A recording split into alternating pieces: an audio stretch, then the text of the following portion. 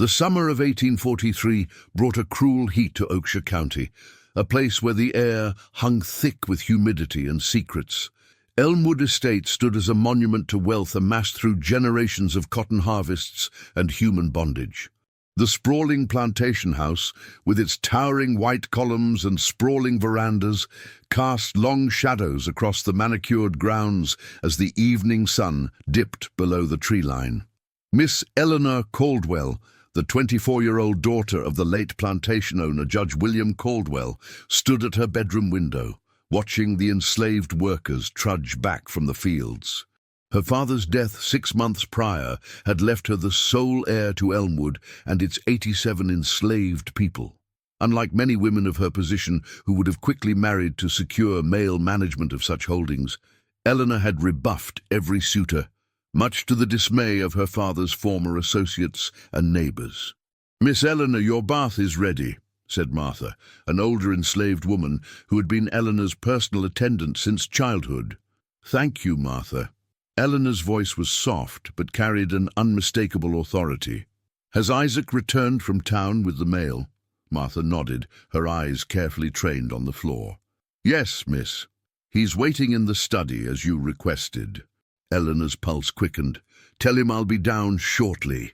After Martha left, Eleanor crossed to her vanity and studied her reflection. Honey-blonde hair framed a face with high cheekbones and deep-set hazel eyes that people said could pierce a soul. She wasn't classically beautiful, but her features carried a striking quality that commanded attention. Tonight, she would need every ounce of her composure. Downstairs in the study, Isaac Rhodes stood by the window, a tall, broad-shouldered man of 30. His complexion was lighter than many of the other enslaved people at Elmwood, a constant reminder of the plantation's legacy of exploitation.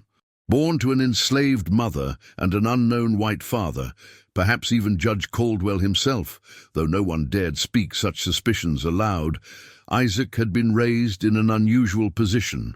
The judge had educated him to serve as his clerk and estate manager, teaching him to read, write, and manage accounts, skills that were illegal for enslaved people to possess in most southern states. Isaac turned as Eleanor entered, their eyes meeting for a brief electric moment before he bowed his head. "Miss Caldwell." "Isaac." Eleanor closed the door behind her, something she'd never have done in her father's time. "What news from town?" He withdrew several envelopes from his coat. "The bank has approved the loan for next season's planting. Mr. Patterson sends his regards and reminds you that his offer of marriage remains enthusiastically extended." A hint of something, perhaps bitterness, colored his otherwise neutral tone. Eleanor waved her hand dismissively. "Patterson only wants Elmwood.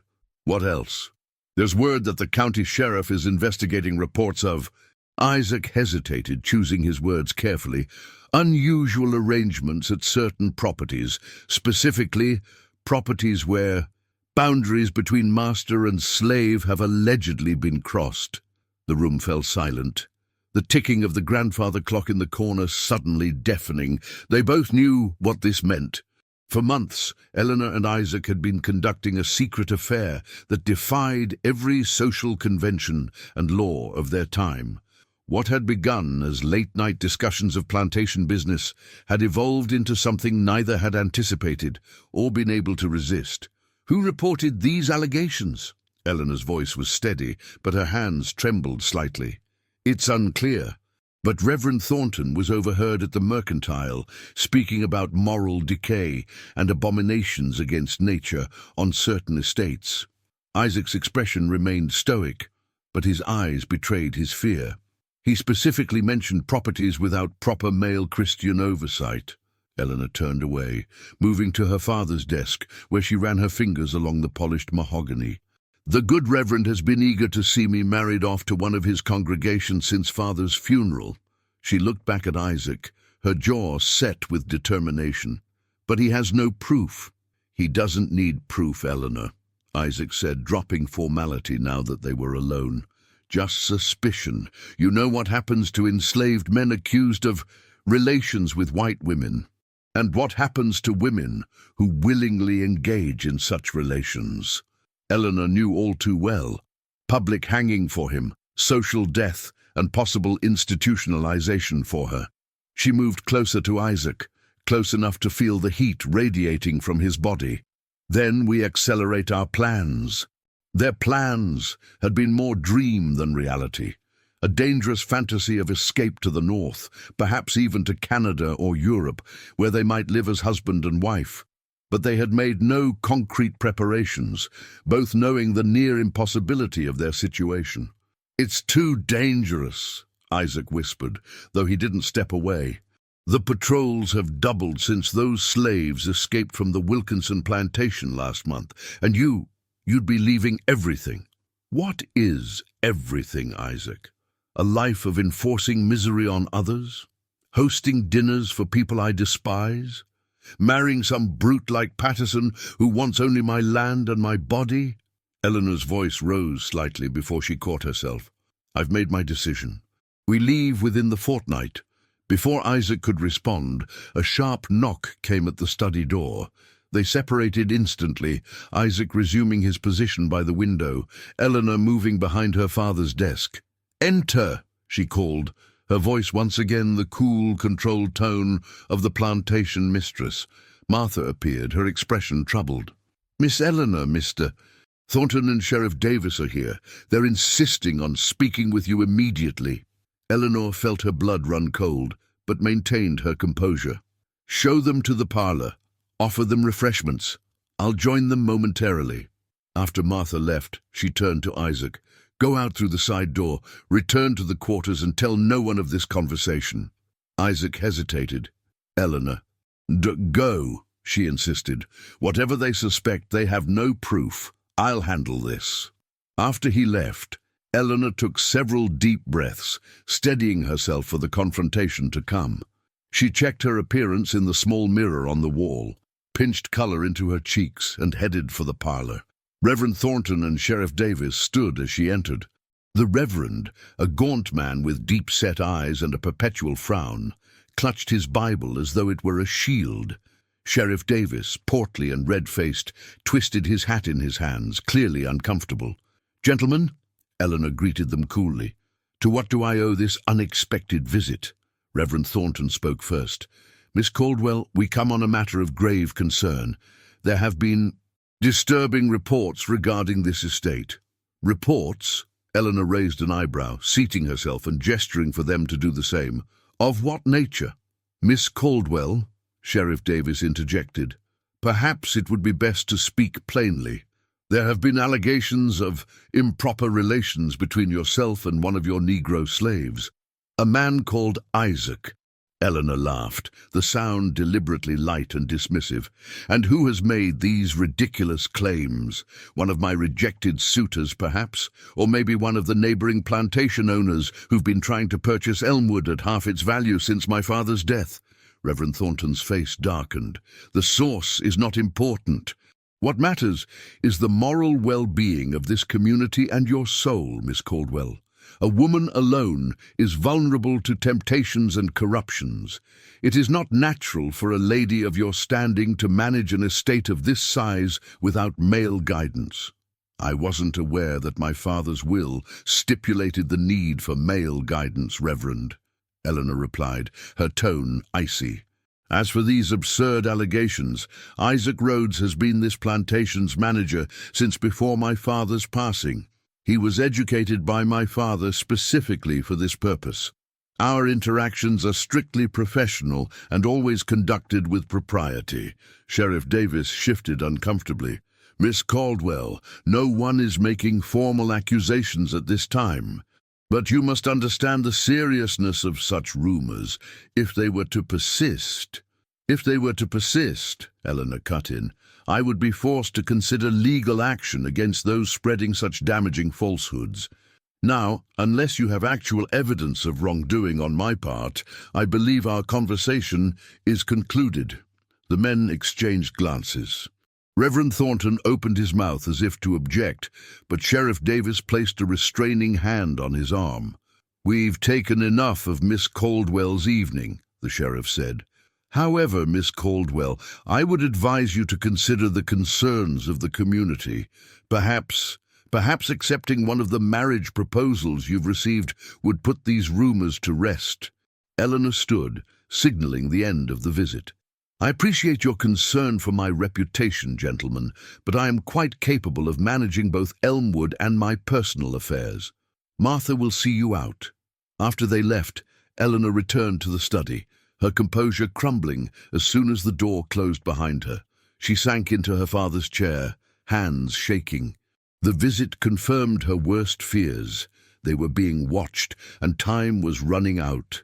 Later that night, under the cover of darkness, Eleanor made her way to the small cabin at the edge of the slave quarters that served as Isaac's private dwelling, another unusual privilege granted by Judge Caldwell to his estate manager. She wrapped herself in a dark cloak, though she knew the risk she was taking. If anyone saw her, the rumors would be confirmed beyond doubt. Isaac opened the door at her soft knock, his expression changing from surprise to alarm. "Eleanor, you shouldn't be here, not tonight of all nights." "We need to finalize our plans," she whispered, stepping inside. The cabin was sparsely furnished, but meticulously neat. A small bookshelf held volumes that would have been illegal for Isaac to possess in many places, evidence of the strange contradictions of his position at Elmwood. "They suspect, but they have no proof," she told him, recounting her conversation with the Reverend and Sheriff. "But they'll be watching us closely now." Isaac paced the small room.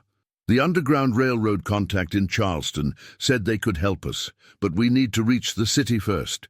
It's nearly 60 miles, Eleanor. Even with horses, we'd be noticed missing within hours." Eleanor moved to him, placing her hands on his chest. "I've thought about this. The summer solstice celebration is in 3 days. Everyone will be at the town square for the festivities. We'll leave during the height of the celebration, taking the southern road initially to mislead any pursuers before cutting east toward Charleston." Isaac covered her hands with his. "And what of Martha, or young Thomas who tends the stables? Anyone who's suspected to have helped us will face severe punishment." The weight of this reality hung heavy between them. Their escape wouldn't just risk their own lives, but could bring terrible consequences to those left behind. "I've considered that too," Eleanor said quietly. "I'll leave letters making it clear that I forced you to accompany me under threat, that I've been unwell since Father's death. It won't spare you if we're caught, but it might protect the others." Isaac searched her face. "Are you certain this is what you want? Once we leave, there's no coming back. Everything I've known has been built on suffering," she interrupted.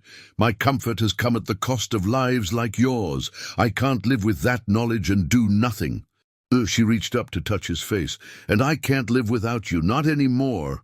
Their kiss was desperate, laden with fear and hope in equal measure. When they parted, Isaac rested his forehead against hers. 3 days, then. We'll need supplies, money." "I've been converting assets to cash since Father died," Eleanor admitted. "Nearly $5,000 is hidden in the false bottom of my jewelry case, enough to establish us somewhere far from here." A sound outside the cabin made them both freeze. Isaac moved silently to the window, peering through a small gap in the shutters. "Just the night watchman making his rounds," he whispered after a moment. Eleanor knew she should leave, that each minute she remained increased their danger, but she couldn't bring herself to step away from him. 3 days, she repeated. "Meet me at the old spring house after sundown on the solstice. I'll have everything we need." As she prepared to leave, Isaac caught her hand. "Eleanor, if something goes wrong, if we're separated—" "We won't be," she insisted, though they both knew the fragility of their plans. "But if we are," he continued, "know that whatever happens, you've already given me freedom in ways no document or escape ever could." Eleanor slipped back to the main house unseen, her mind racing with preparations and possibilities. She didn't notice the figure watching from the shadows of the barn, nor did she see the same figure hurry toward town after she'd returned to her room. 60 miles away in Charleston, Samuel Caldwell, Eleanor's uncle and her father's younger brother, received an urgent message that would set in motion events more terrible than either Eleanor or Isaac could have imagined. The message was brief but clear. Your niece has succumbed to unnatural relations with a slave. Family honor at stake. Immediate intervention required. Samuel Caldwell, known throughout South Carolina for his unwavering belief in racial hierarchy and his brutal treatment of enslaved people, read the message twice before tossing it into the fire. He turned to his manservant. "Prepare the carriage and alert my men. We leave for Oakshire at first light." Dawn broke over Elmwood with a blood-red sky that set the workers muttering about bad omens as they headed for the fields. Eleanor, who had barely slept, stood on her balcony watching the day begin with a strange sense of finality. In less than 72 hours, she would either be on her way to freedom with Isaac or facing consequences she could barely bring herself to contemplate. Martha entered with a breakfast tray, her face drawn with worry. "You're up early, Miss Eleanor." "I couldn't sleep," Eleanor admitted, turning from the balcony. "Too much on my mind." Martha set down the tray and hesitated, something clearly troubling her. "Miss Eleanor, there's talk among the house staff about you and Isaac." Eleanor felt her heart skip a beat, but she kept her expression neutral. "What sort of talk, Martha?" The older woman wrung her hands. "Just whispers, miss, but dangerous ones. James heard from his cousin who works at the Jenkins place that Reverend Thornton was there yesterday, speaking with Master Jenkins about forming a committee of concerned citizens." Martha's eyes, clouded with cataracts but still sharp with intelligence, met Eleanor's briefly. "The kind of committee that doesn't wait for sheriffs or judges, miss. A vigilance committee. The South's answer to perceived threats to its social order, particularly those involving relations between races." Eleanor felt a chill, despite the already warm morning. "Thank you for telling me, Martha." Eleanor moved to her writing desk and unlocked a small drawer, withdrawing several folded banknotes. "Martha, you've served my family loyally for over 30 years. My father promised your freedom in his will upon my marriage." Martha nodded warily. "Yes, miss. I'm accelerating that promise." Eleanor pressed the money into the woman's weathered hands. "This is enough to take you north to Philadelphia. My father's old college friend, Mr. Abernathy, lives there. This letter introduces you and explains that your freedom has been granted as my wedding gift to you." She handed Martha a sealed envelope. "Wedding gift? But Miss Eleanor, you ain't getting married." Martha stopped suddenly, understanding dawning in her eyes. "Oh, child, oh no." "I need you to listen carefully," Eleanor said urgently. "You'll leave tomorrow morning with the supply wagon. Tell Mr. Peterson you're delivering a package to the dressmaker in town for me, but you won't stop there. The money will get you passage north." Martha clutched the money and letter, tears forming in her eyes. "But what about you, Miss Eleanor? What are you planning?" Eleanor squeezed the older woman's hands. "The less you know, the safer you'll be. But I want you to understand something. I'm making choices of my own free will. Whatever you hear afterward, remember that." Martha searched Eleanor's face for a long moment, then nodded slowly. "I always knew you weren't like the others, Miss Eleanor. Not truly. Even as a child, you saw things differently." She tucked the money and letter into her apron pocket. "I'll pray for you, child. For both of you." Eleanor embraced the woman who had been more mother to her than her own, who had died when Eleanor was just 7. "Go now. Say nothing of this to anyone. And Martha, thank you for everything." After Martha left, Eleanor turned her attention to final preparations. She drafted letters to be found after her departure, one to the county authorities, taking full responsibility for forcing Isaac to accompany her, another to her father's lawyer, outlining her wishes for Elmwood in her absence, including the gradual manumission of all enslaved people on the estate. She knew these documents might be ignored, that her property would likely pass to her Uncle Samuel as her nearest male relative, but she had to try. The thought of Samuel taking control of Elmwood and its people sickened her. His plantation, Thornhill, was notorious for its harsh conditions. Former Judge William Caldwell, for all his faults, had at least maintained certain standards of treatment that his brother considered unnecessarily lenient. As midday approached, Eleanor was startled by commotion in the front drive.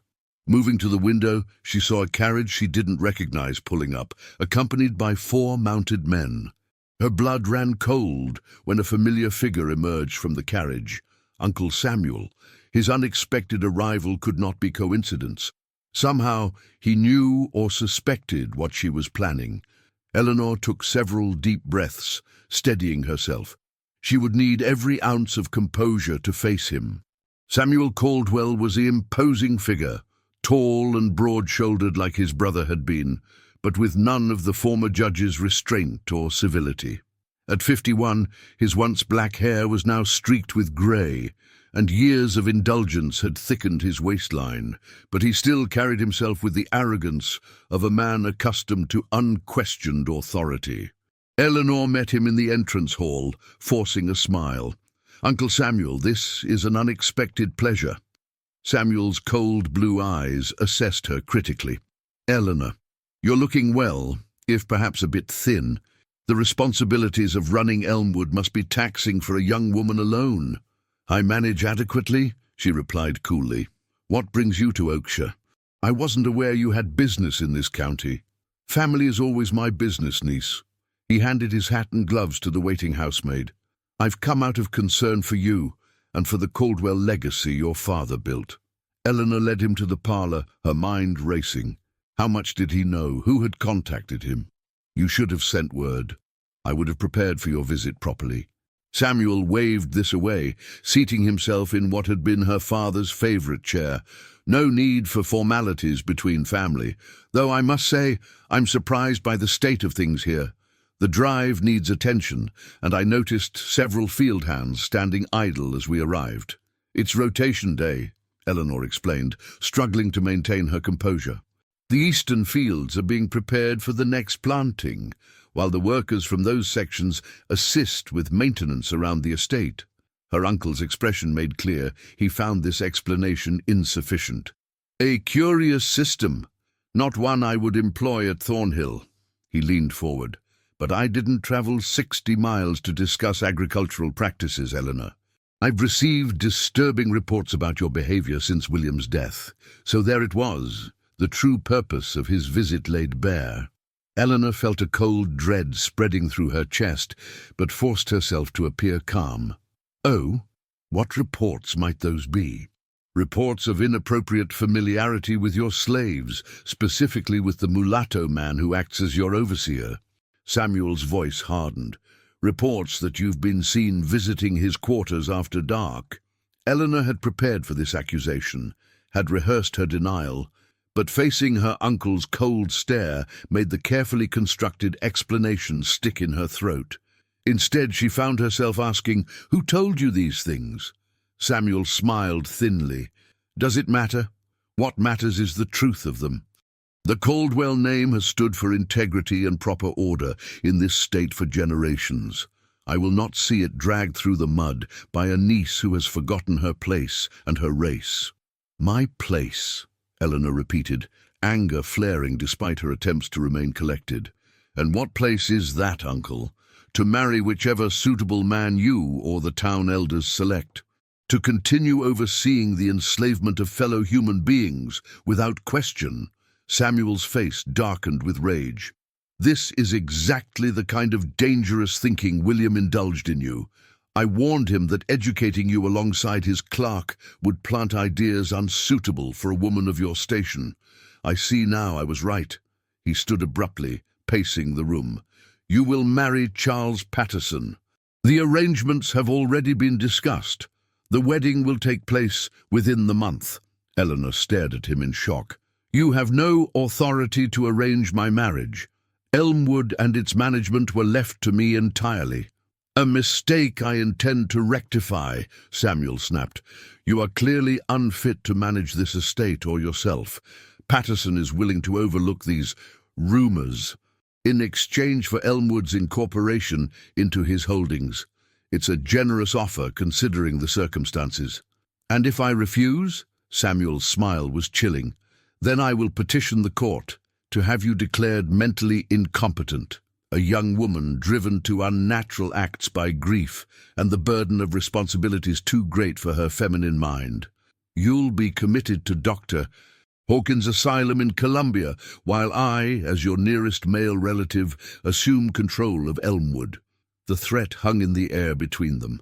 Eleanor had heard stories of Dr. Hawkins' asylum, of the ice baths and restraints used to cure women of everything from melancholy to independent thinking. Women who entered rarely emerged, and never unchanged. "You wouldn't dare," she whispered, though she knew he absolutely would. "I would do whatever necessary to protect this family's name and legacy," Samuel replied coldly. "The choice is yours, Eleanor. Marriage to Patterson with some dignity intact, or the asylum and complete disgrace." Eleanor's mind raced, trying to find a way out of the trap closing around her. She needed time, just 3 more days, until she and Isaac could escape. "I need time to consider these options." Samuel shook his head. "There is nothing to consider. Patterson will arrive tomorrow to formalize the engagement. I've taken the liberty of bringing my personal staff to help prepare the house and to ensure the smooth operation of Elmwood during this transition." He gestured toward the window, where Eleanor could see his men already directing her field workers. "And in the meantime," Samuel continued, "the slave Isaac will be confined to ensure no further impropriety occurs. My men are securing him as we speak." Eleanor felt as though she'd been struck. "You have no right to interfere with my staff." "I have every right when that staff has been used to satisfy unnatural lusts," Samuel snarled, his genteel veneer cracking.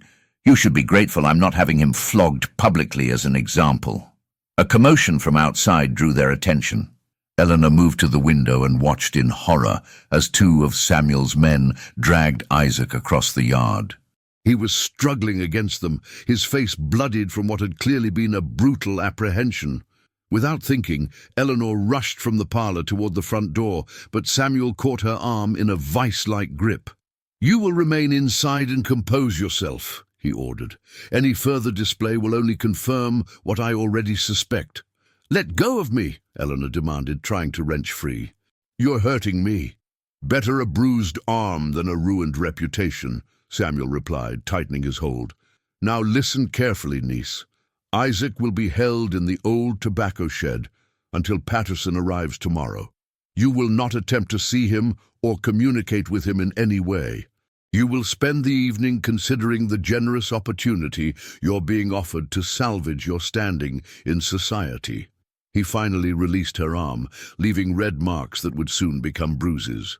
"I've instructed your housemaid to prepare the blue bedroom for me. I'll be staying until this matter is resolved to my satisfaction." Eleanor rubbed her arm, fighting back tears of rage and fear. "And if Patterson doesn't want a wife who comes with such ugly rumors attached to her name?"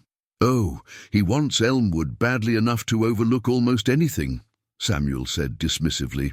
"Though he may not be as gentle a husband as you might have hoped. Men have their ways of dealing with willful wives." With that parting threat, Samuel left her standing in the hall, making his way upstairs to what had been her father's bedroom suite. Eleanor remained frozen for several moments, her mind frantically trying to formulate a new plan. Isaac was being held in the old tobacco shed, a small stone building at the western edge of the property that had been abandoned when the Caldwells shifted from tobacco to cotton cultivation 2 generations earlier. It was isolated and solid, with a heavy oak door that could be securely locked. Even if she could reach it unobserved, freeing Isaac would be nearly impossible without tools and assistance. Their carefully laid plans were in ruins. Samuel's men would be watching her every move, and with her uncle occupying the room adjacent to her own, sneaking out that night would be virtually impossible. Patterson would arrive tomorrow, and with him would come the chains of a marriage that would be little better than slavery itself. As these thoughts raced through her mind, Martha appeared at her side, her face a mask of concern. "Miss Eleanor," she whispered urgently. "They've taken Isaac. Mr. Samuel's men beat him something awful when he resisted. They're saying—" "I know what they're saying," Eleanor cut her off, conscious that Samuel's men might be listening. "Martha, listen carefully. The plans we discussed earlier must be accelerated. Can you get a message to Thomas in the stables?" Martha nodded slightly. "Yes, miss. He's bringing in firewood for the kitchen in an hour. Tell him I need to see him, privately." Eleanor glanced toward the stairs where Samuel had disappeared. "And Martha, be careful. My uncle's men will be watching everyone." As Martha hurried away, Eleanor retreated to the small sitting room off the main parlor, closing the door behind her. She needed to think, to find a way out of this nightmare for both herself and Isaac. Hours later, as dusk fell, Eleanor managed a brief conversation with Thomas, the 16-year-old stable boy who had always shown particular loyalty to her. Her uncle was taking dinner in the study, reviewing Elmwood's account books, which gave her a precious window of opportunity. "Thomas, I need your help," she whispered as they stood in the shadow of the kitchen garden. "Isaac is being held in the old tobacco shed. I need to know if he's all right, and if it's possible to free him." Thomas's young face was grave. "It won't be easy, Miss Eleanor. Mr. Samuel's men are taking turns guarding the shed. They've been drinking and talking about what they might do to Isaac if given permission." Eleanor felt sick. "What have you heard?" "Nothing good, miss. They say Mr. Samuel plans to sell him south after the wedding, to the sugar plantations in Louisiana." Thomas hesitated. "And they said Mr. Patterson wants to make an example of him first. A public whipping may be worse." The sugar plantations were a death sentence, places where enslaved people were worked literally to death in the brutal heat, harvesting and processing sugar cane. Few survived more than a few years under such conditions. "I need to free him tonight," Eleanor decided, the last pieces of a desperate plan falling into place. "Can you help me?" Thomas nodded without hesitation. "What do you need me to do?" "Prepare 2 horses, my mare Athena and my father's stallion Thunder. Have them ready behind the old mill at midnight. Bring blankets, water, and whatever food you can gather without arousing suspicion." Eleanor pressed a gold coin into his palm. "And Thomas, once we're gone, you must claim ignorance. Say I threatened you if necessary." "Don't worry about me, Miss Eleanor," Thomas insisted, closing his fingers around the coin. "I know how to look after myself, but how will you get Isaac out of the shed?"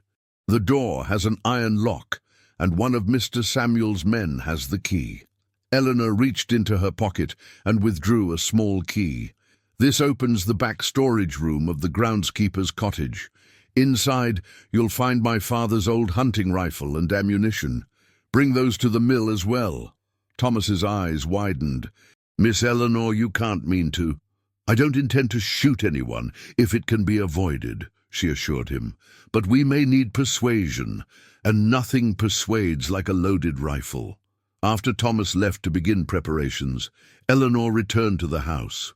She would need to appear for dinner with her uncle to avoid arousing suspicion, then retire early, claiming a headache, a common enough occurrence that even Martha wouldn't question it. Dinner was a tense affair. Samuel dominated the conversation, outlining his plans for improving Elmwood once Patterson took ownership. Eleanor forced herself to eat small bites of food she couldn't taste and made non-committal responses when required. Her mind was entirely focused on the night ahead. "You're unusually quiet, niece," Samuel observed over dessert, a peach cobbler Eleanor couldn't bring herself to touch. "I have a headache," she replied, pressing her fingertips to her temple. "The shock of your arrival and the changes you've proposed have been overwhelming." Samuel studied her for a moment, seeming to search for signs of deception.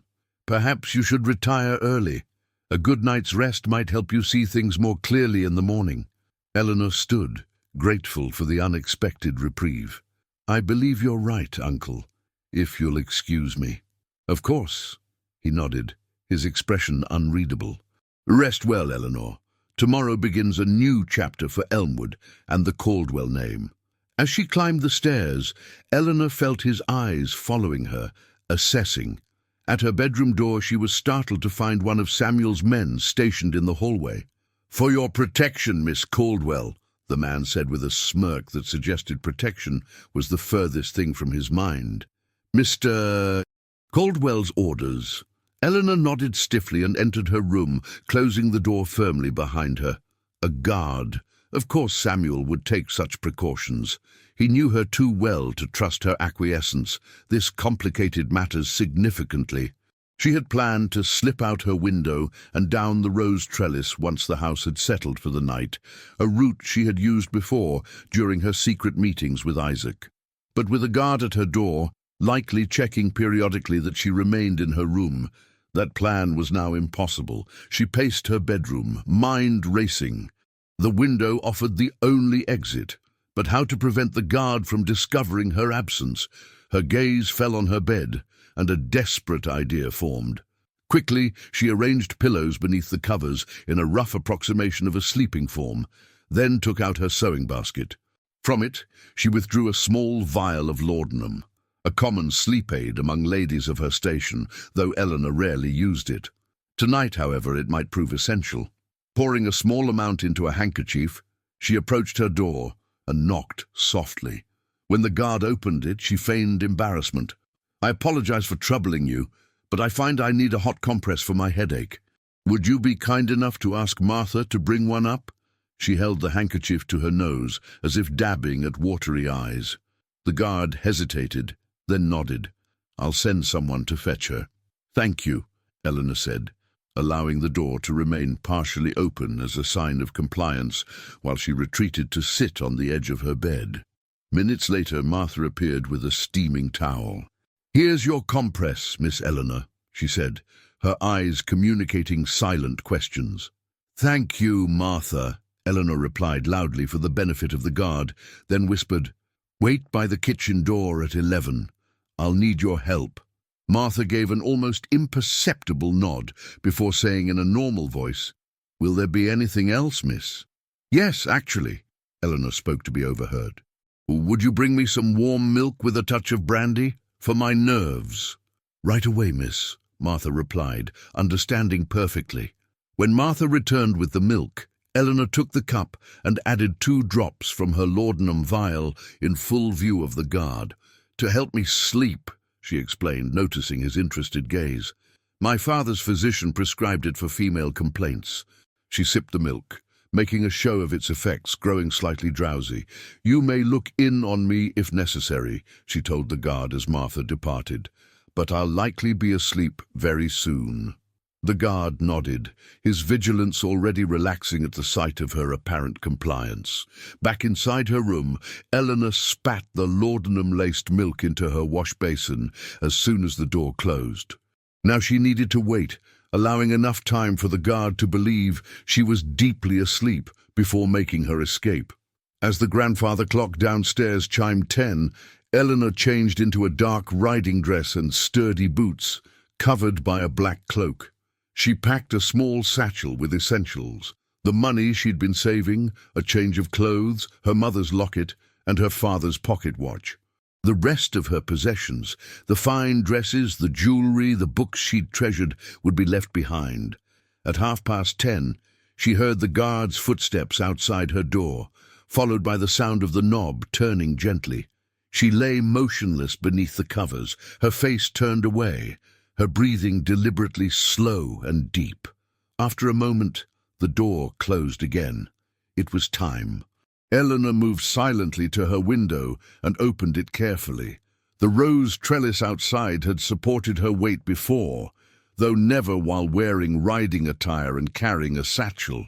The night was moonless, a blessing for secrecy, but a challenge for climbing. Taking a deep breath, Eleanor swung her legs over the sill and found the first foothold on the trellis. As she began her descent, a thorn tore through her glove and into her palm. She bit back a cry of pain and continued downward, feeling her way in the darkness. Her boots finally touched the soft earth of the garden, and she paused, listening for any sign that she'd been detected. Hearing nothing but the chirp of crickets, she hurried along the shadow of the hedgerow toward the kitchen, where Martha would be waiting. The older woman emerged from the darkness as Eleanor approached. "Child, are you sure about this?" Martha whispered. "Once you do this, there's no coming back." "I'm sure," Eleanor replied firmly. "Is Thomas ready with the horses?" Martha nodded. "Everything's in place, but getting to Isaac won't be easy. Both of Mr. Samuel's men are at the tobacco shed, and they're armed." Eleanor withdrew a small flask from her pocket. "This should help with that. It's my father's best brandy, with enough laudanum to put both men into a deep sleep. Can you get close enough to offer it to them? Tell them it's a peace offering from me, that I've reconsidered and wish to apologize for my behavior." Martha took the flask, her expression doubtful. "They may not trust it coming from me. Tell them I was too embarrassed to bring it myself. Appeal to their manhood." Eleanor hated asking this of Martha, putting her at risk, but there were few alternatives. Martha squared her shoulders. "I'll do what I can. Give me 20 minutes, then make your way to the shed." As Martha disappeared into the darkness toward the tobacco shed, Eleanor circled back through the gardens toward the groundskeeper's cottage. She needed to retrieve her father's rifle as a contingency if Martha's plan failed. The small stone cottage stood empty, the groundskeeper having died the previous winter and not yet been replaced. Eleanor unlocked the back room with her key and found the rifle case exactly where she remembered. The weapon was loaded and ready, just as her father had always kept it. With the rifle concealed beneath her cloak, Eleanor made her way cautiously toward the tobacco shed. As she drew closer, she could hear male laughter, a good sign that Martha had successfully delivered the brandy. Keeping to the shadows, she approached until she could see the scene clearly. Martha was indeed with the guards, who appeared to be enjoying the flask's contents.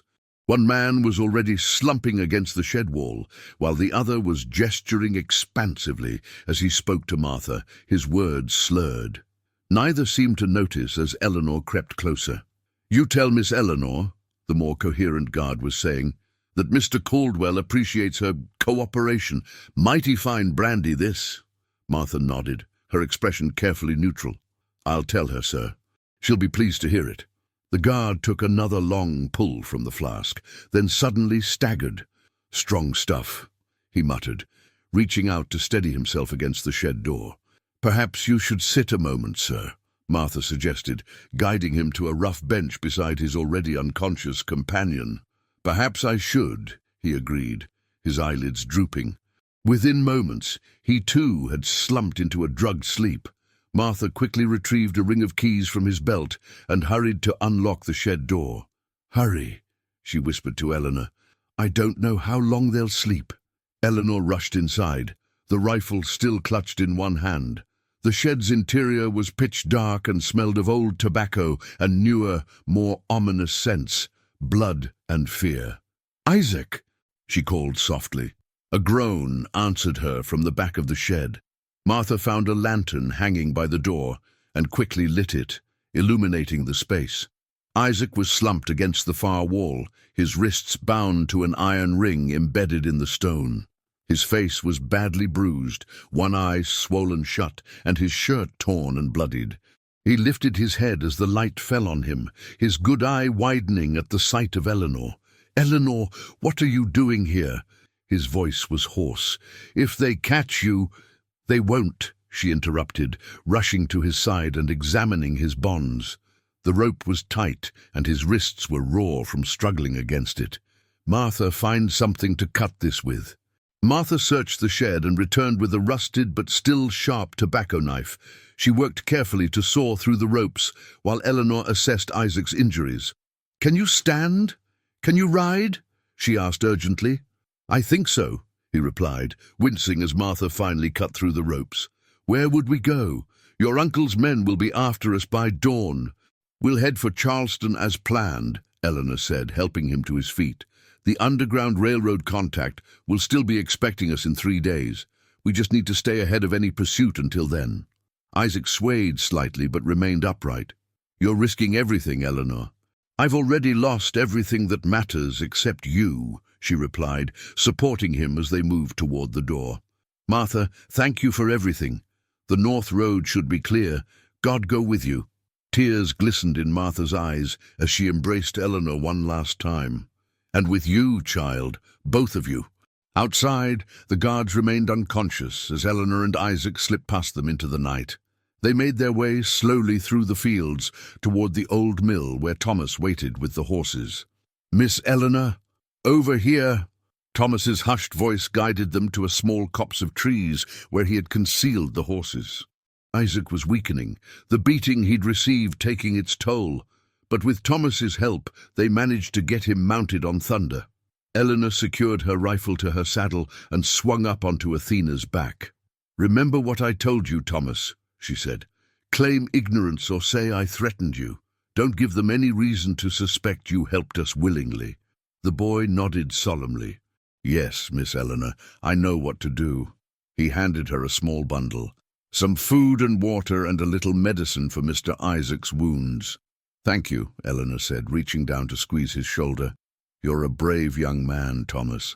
With a final nod to the boy, Eleanor and Isaac urged their horses forward, heading not south toward Charleston as Eleanor had told Martha, but east toward the coast. It was a risk, changing plans at the last moment, but Eleanor hoped it might confuse any pursuers.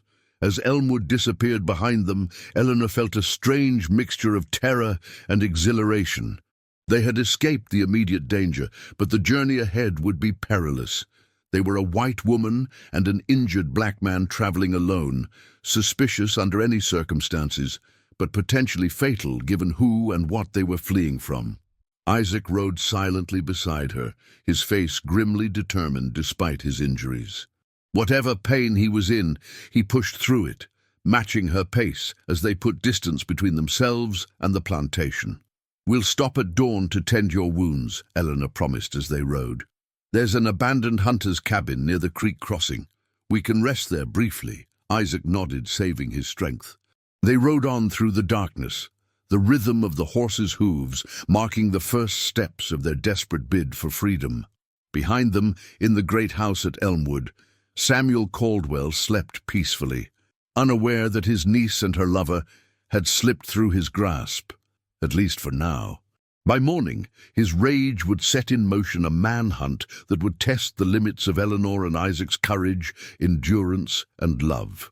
The abandoned hunter's cabin was little more than a crude shelter, a single room with a dirt floor, a stone hearth, and walls made of rough-hewn logs that let in drafts through numerous gaps.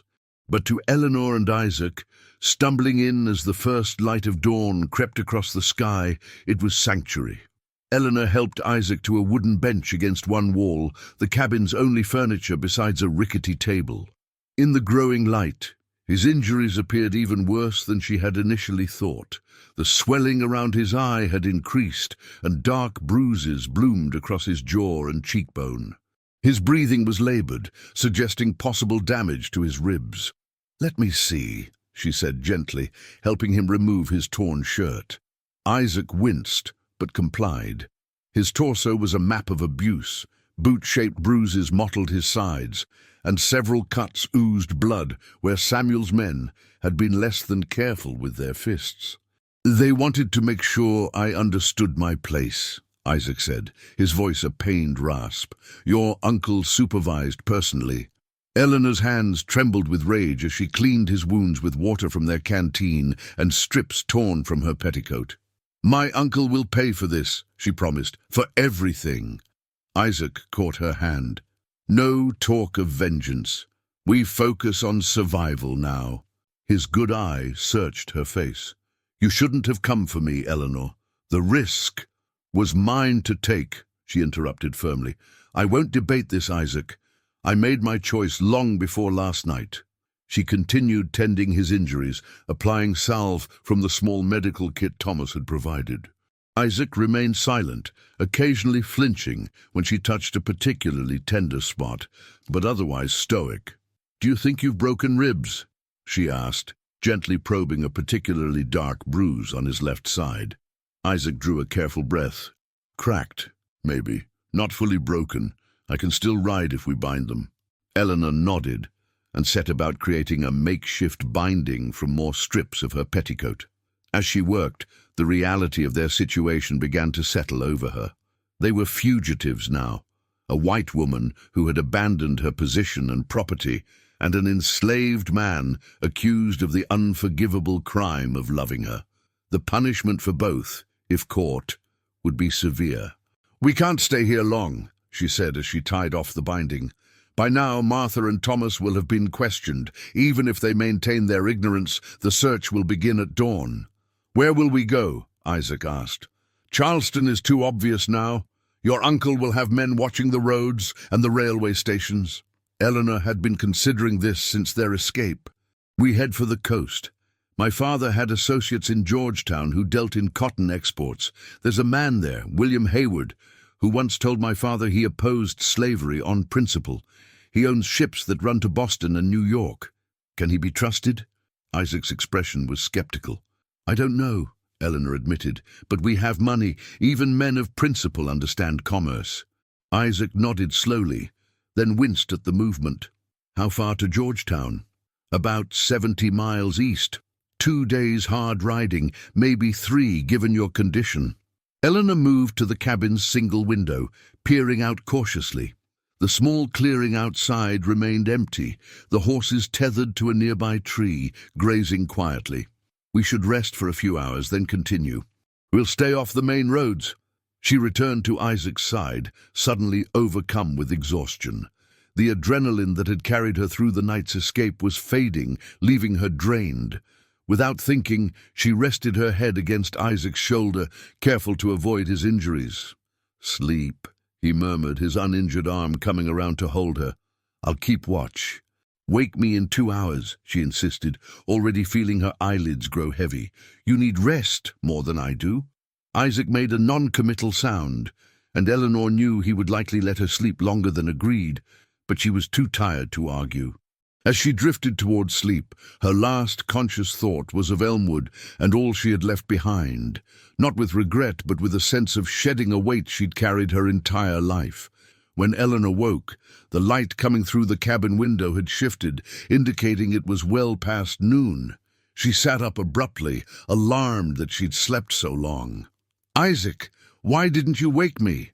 she began, then fell silent as she noticed he was no longer beside her. Panic flared briefly until she spotted him at the window, rifle in hand, his posture tense. "What is it?" she whispered, moving quickly to join him. "Riders," he replied grimly. 2, maybe 3, coming from the west. Eleanor peered through the grimy glass.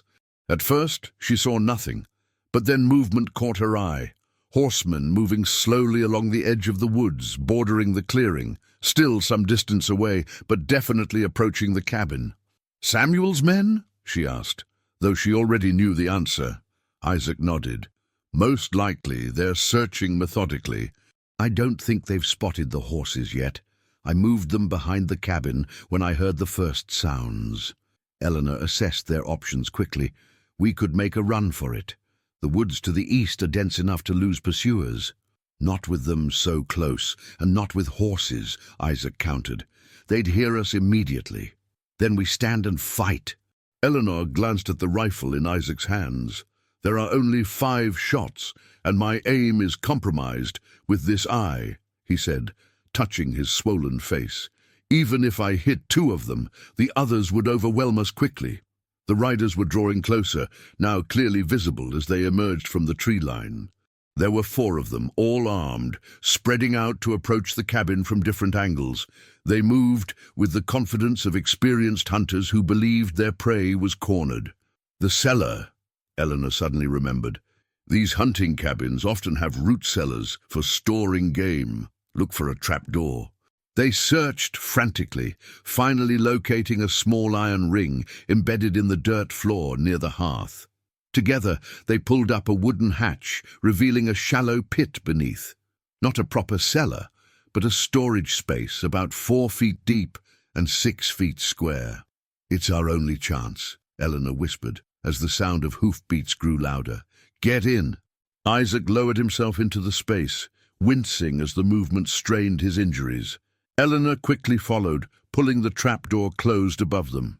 The pit was dark and smelled of damp earth and old decay, but it was their only hope of remaining undiscovered. They huddled together in silence, barely daring to breathe as footsteps approached the cabin. The door creaked open, and heavy boots thudded on the floor above their heads. "Empty," a gruff voice announced. "But someone's been here recently. Ashes in the hearth are still warm." "Search the perimeter," another voice ordered. "Check for tracks leading away from the clearing." The footsteps moved around the small cabin, occasionally pausing directly overhead. Eleanor pressed herself against Isaac, feeling his heart racing in time with hers. The rifle lay across their laps, a final defense if they were discovered. "Wait," the second voice said suddenly. "What's this?"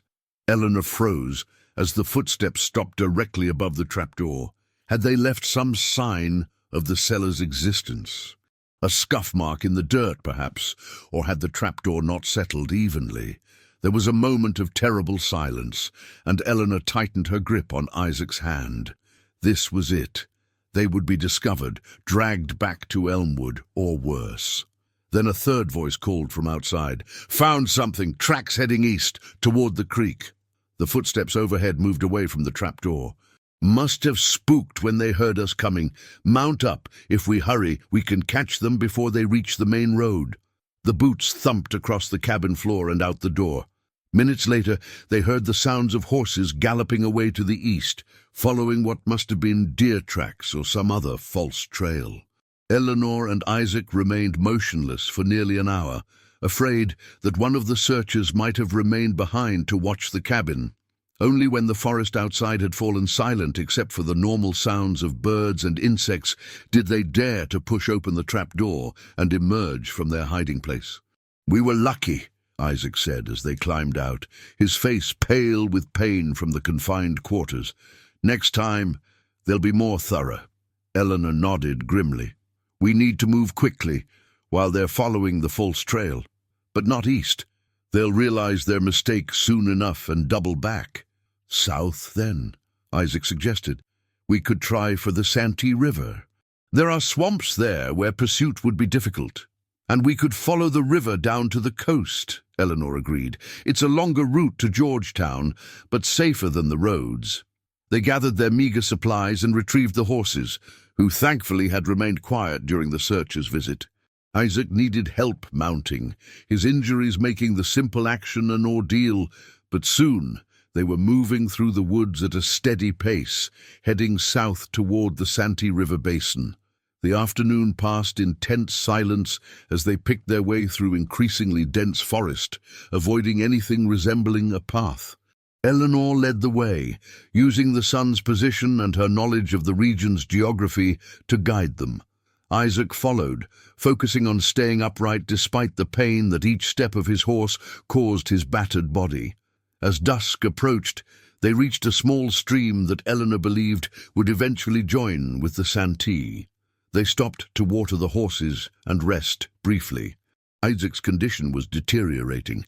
The day's travel had reopened several of his wounds, and fever had begun to set in.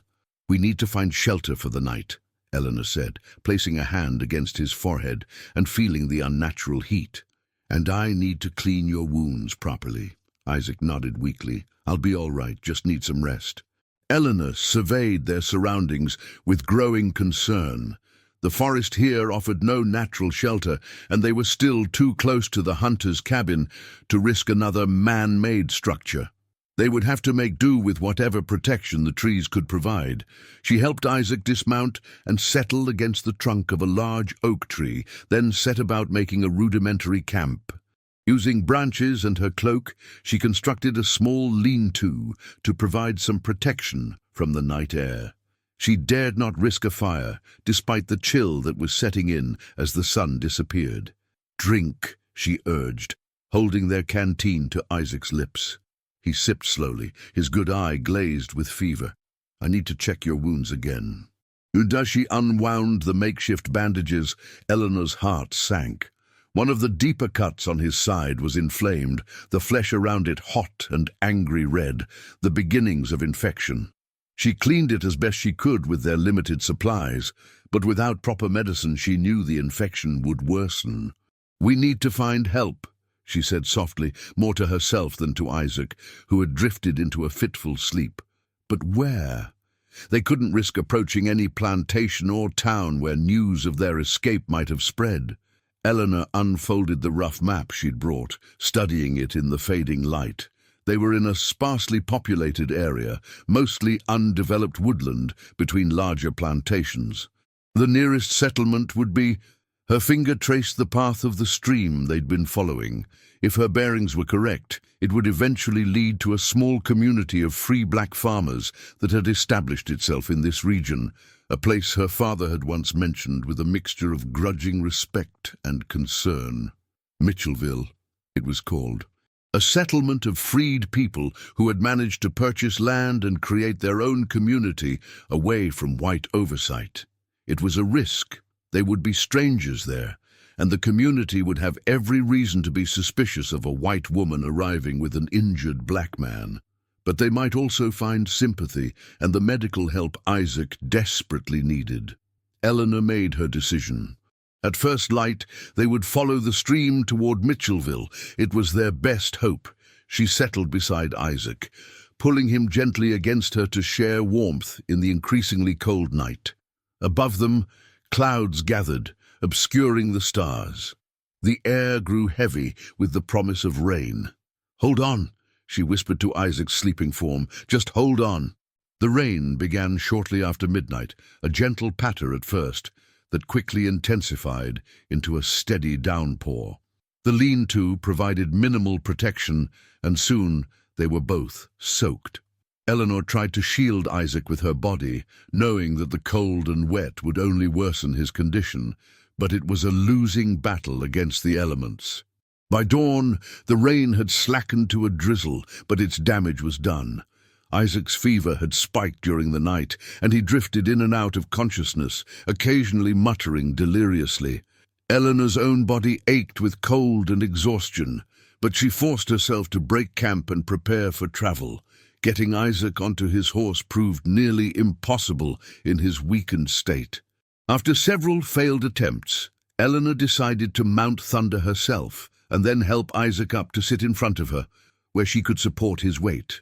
It was an awkward arrangement, but the only viable option. She tied Athena's reins to Thunder's saddle, and they set off once more, following the swollen stream that would hopefully lead them to help. The forest grew denser and more swamp-like as they progressed. Cypress trees rose from murky water, their knees creating a maze of obstacles. The horses picked their way carefully, sometimes having to detour around areas too boggy to traverse safely.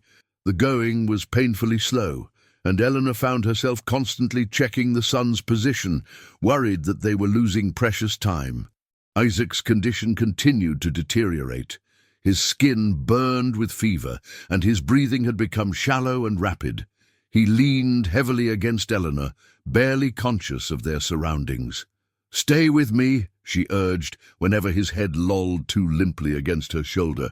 "We're going to find help. Just stay with me." Around midday, the trees thinned suddenly, revealing a small clearing with several rough cabins, arranged in a loose semicircle. Smoke rose from one chimney, and Eleanor could see a garden plot beside another building. They had found Mitchellville. As they approached, a man emerged from the nearest cabin, a shotgun held ready but not aimed directly at them. He was middle-aged, with graying hair and the weathered face of someone who had spent a lifetime working outdoors. "That's far enough," he called when they were about 30 yards from the clearing's edge. "State your business." Eleanor reined in Thunder, keeping her movements slow and deliberate. "My name is Eleanor Caldwell. This man needs medical help. He's been badly beaten and has a fever." The man's expression remained wary. "Caldwell? From Elmwood Plantation?" Eleanor nodded, her heart sinking. If her family was known here, it wouldn't be favorably. "And who's the man?" The shotgun hadn't wavered. "His name is Isaac Rhodes. He's..." Eleanor hesitated, then decided on the truth. "He was enslaved at Elmwood. We're trying to reach Georgetown. There are men hunting us." This admission caused a stir. Several more people had emerged from the cabins, watching the exchange with tense expressions. The man with the shotgun studied them for a long moment, his gaze taking in Isaac's obvious injuries and Eleanor's exhausted state. "Slave and mistress running together," he said finally. "That's a story you don't hear every day." An older woman pushed forward through the small crowd that had gathered. "Jacob, put that gun down and let them in. Can't you see that man's half dead?" Jacob lowered the shotgun slightly but didn't set it aside. "Mabel, we don't know these people. Could be trouble following them." "Trouble follows us, whether we seek it or not," the woman called Mabel retorted. She approached Eleanor and Isaac, her dark eyes assessing. "How long has he had the fever?" "It started yesterday," Eleanor replied. "One of his wounds is infected. We were caught in the rain all night." Mabel nodded and turned to the others. "Samuel, Joseph, help get this man to my cabin. Mary, fetch my medicines and clean cloths. The rest of you, keep watch on the forest. If there are indeed men hunting them, we need to be prepared." The community moved with practiced efficiency. 2 strong men came forward to help Isaac down from the horse, supporting his weight between them as they carried him toward one of the larger cabins. Eleanor dismounted shakily, her legs nearly giving out after hours in the saddle. "Thank you," she said to Mabel, who had remained beside her. The older woman's expression was complex, not hostile, but not entirely welcoming either. "Don't thank me yet, Miss Caldwell. Your man may be beyond my help, and your presence here puts us all at risk." "I understand," Eleanor said. "If you can save him, we'll leave as soon as he's able to travel." Mabel studied her for a moment longer. "Come, you look dead on your feet yourself." Inside Mabel's cabin, Isaac had been laid on a simple cot. The 2 men who had carried him in were carefully removing his sodden, bloody clothing, while a young woman, Mary presumably, arranged medical supplies on a small table. "Everyone out except Mary," Mabel ordered, rolling up her sleeves. "Miss Caldwell can stay if she has the stomach for it." Eleanor moved to Isaac's side, taking his hand. His skin was burning hot, his breathing labored. "I'm staying," she said firmly. The next hours were a blur of activity as Mabel worked to save Isaac's life. She cleaned his wounds thoroughly with a solution that smelled of alcohol and herbs, drawing out infection and pus from the worst cut. She bound his ribs properly with clean bandages and applied poultices to reduce the fever. Throughout the ordeal, Isaac drifted in and out of consciousness, sometimes crying out in pain or muttering incoherently. Eleanor remained at his side, holding his hand, wiping his brow with cool cloths, and speaking softly to him whether he could hear her or not. "You've cared for him before," Mabel observed as she worked. It wasn't a question. "Yes," Eleanor admitted. "For months now." Mabel's hands never paused in their efficient movements.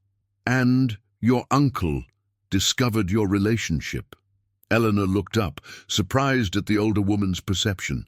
"How did you know it was my uncle?" "Word travels even to places like Mitchellville," Mabel replied. "We heard that Judge Caldwell's brother had come to Elmwood to restore order after his niece had been behaving inappropriately." She met Eleanor's gaze directly. "We didn't know it was this serious." "It's more than serious," Eleanor said quietly. "We're planning to marry if we can reach the north." This statement finally gave Mabel pause. "Marry? Child, do you have any idea what that life would be like? Even in the north, a white woman with a black husband would be—" "I know," Eleanor interrupted. "I'm not naive, but I'd rather face that life with him than the one that was being forced on me at Elmwood." Mabel resumed her work, silent for several minutes. Then, almost to herself, she murmured, "Judge Caldwell would turn in his grave." "Tim, my father was a complicated man," Eleanor replied. "He educated Isaac, treated him almost as a son in some ways, yet kept him enslaved. He taught me that all people deserve dignity, yet profited from denying that very dignity to others." She looked down at Isaac's face, flushed with fever but finally peaceful as Mabel's medicines began to take effect. "I think my father always knew this system was wrong, but couldn't imagine a way out of it." "And you can?" Mabel asked. "I have to try," Eleanor said simply. Night had fallen by the time Mabel declared she had done all she could for Isaac. His fever had broken, and his breathing had become more regular, though he remained unconscious. "He needs rest now," Mabel said, washing her hands in a basin. "The next day or two will tell if he'll recover fully." "Will he?" Eleanor asked, dreading the answer. Mabel's expression softened slightly. "He's strong, and the infection hadn't spread too far. With luck and God's grace, yes." Relief washed over Eleanor like a physical wave, leaving her trembling. Only now did she realize how close to collapse she herself was. Mabel seemed to notice at the same moment. "Mary will sit with him," the older woman said firmly. "You need food and rest yourself."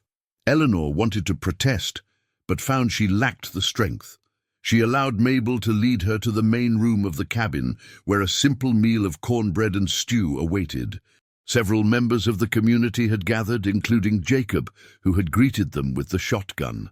An uncomfortable silence fell as Eleanor entered, the conversations that had been in progress dying away. She was acutely aware of being the only white person in the room, and the daughter of a slave owner at that. "Sit, eat," Mabel instructed, guiding her to a chair at the table. Eleanor did as she was told, keeping her eyes lowered, feeling the weight of the other's stares. After a moment, Jacob spoke. "Miss Caldwell, we need to know exactly who might be looking for you and your friend. Our safety depends on it." Eleanor nodded, understanding their concern. "My uncle, Samuel Caldwell, has at least 6 men with him. They're armed and experienced trackers. By now they'll have realized we're heading south rather than east." She hesitated, then added, "There's also the possibility that a formal posse has been formed. My uncle has considerable influence in Oakshire County." Jacob exchanged glances with the others. "That's potentially a lot of firepower coming our way." "I understand if you want us to leave," Eleanor said. "But Isaac won't survive another day of travel in his condition." An older man with a deeply lined face spoke up from the corner. "We didn't build Mitchellville to turn away those in need, especially not our own people fleeing bondage." "Isaac isn't your people, Jeremiah," Jacob argued. "He's the property of Elmwood Plantation, traveling with the plantation owner's daughter. That makes this different from harboring an ordinary runaway." "Property?" Eleanor couldn't stop herself from snapping. "He is a man, not property, and I am no longer Elmwood's owner. I've abandoned all claim to it by leaving." The room fell silent again, the tension palpable. Finally, a younger woman spoke up, her voice quiet but firm. "My grandmother helped establish Mitchellville after buying her freedom. She always said this place was meant to be a beacon of what's possible when people are free." She looked directly at Eleanor.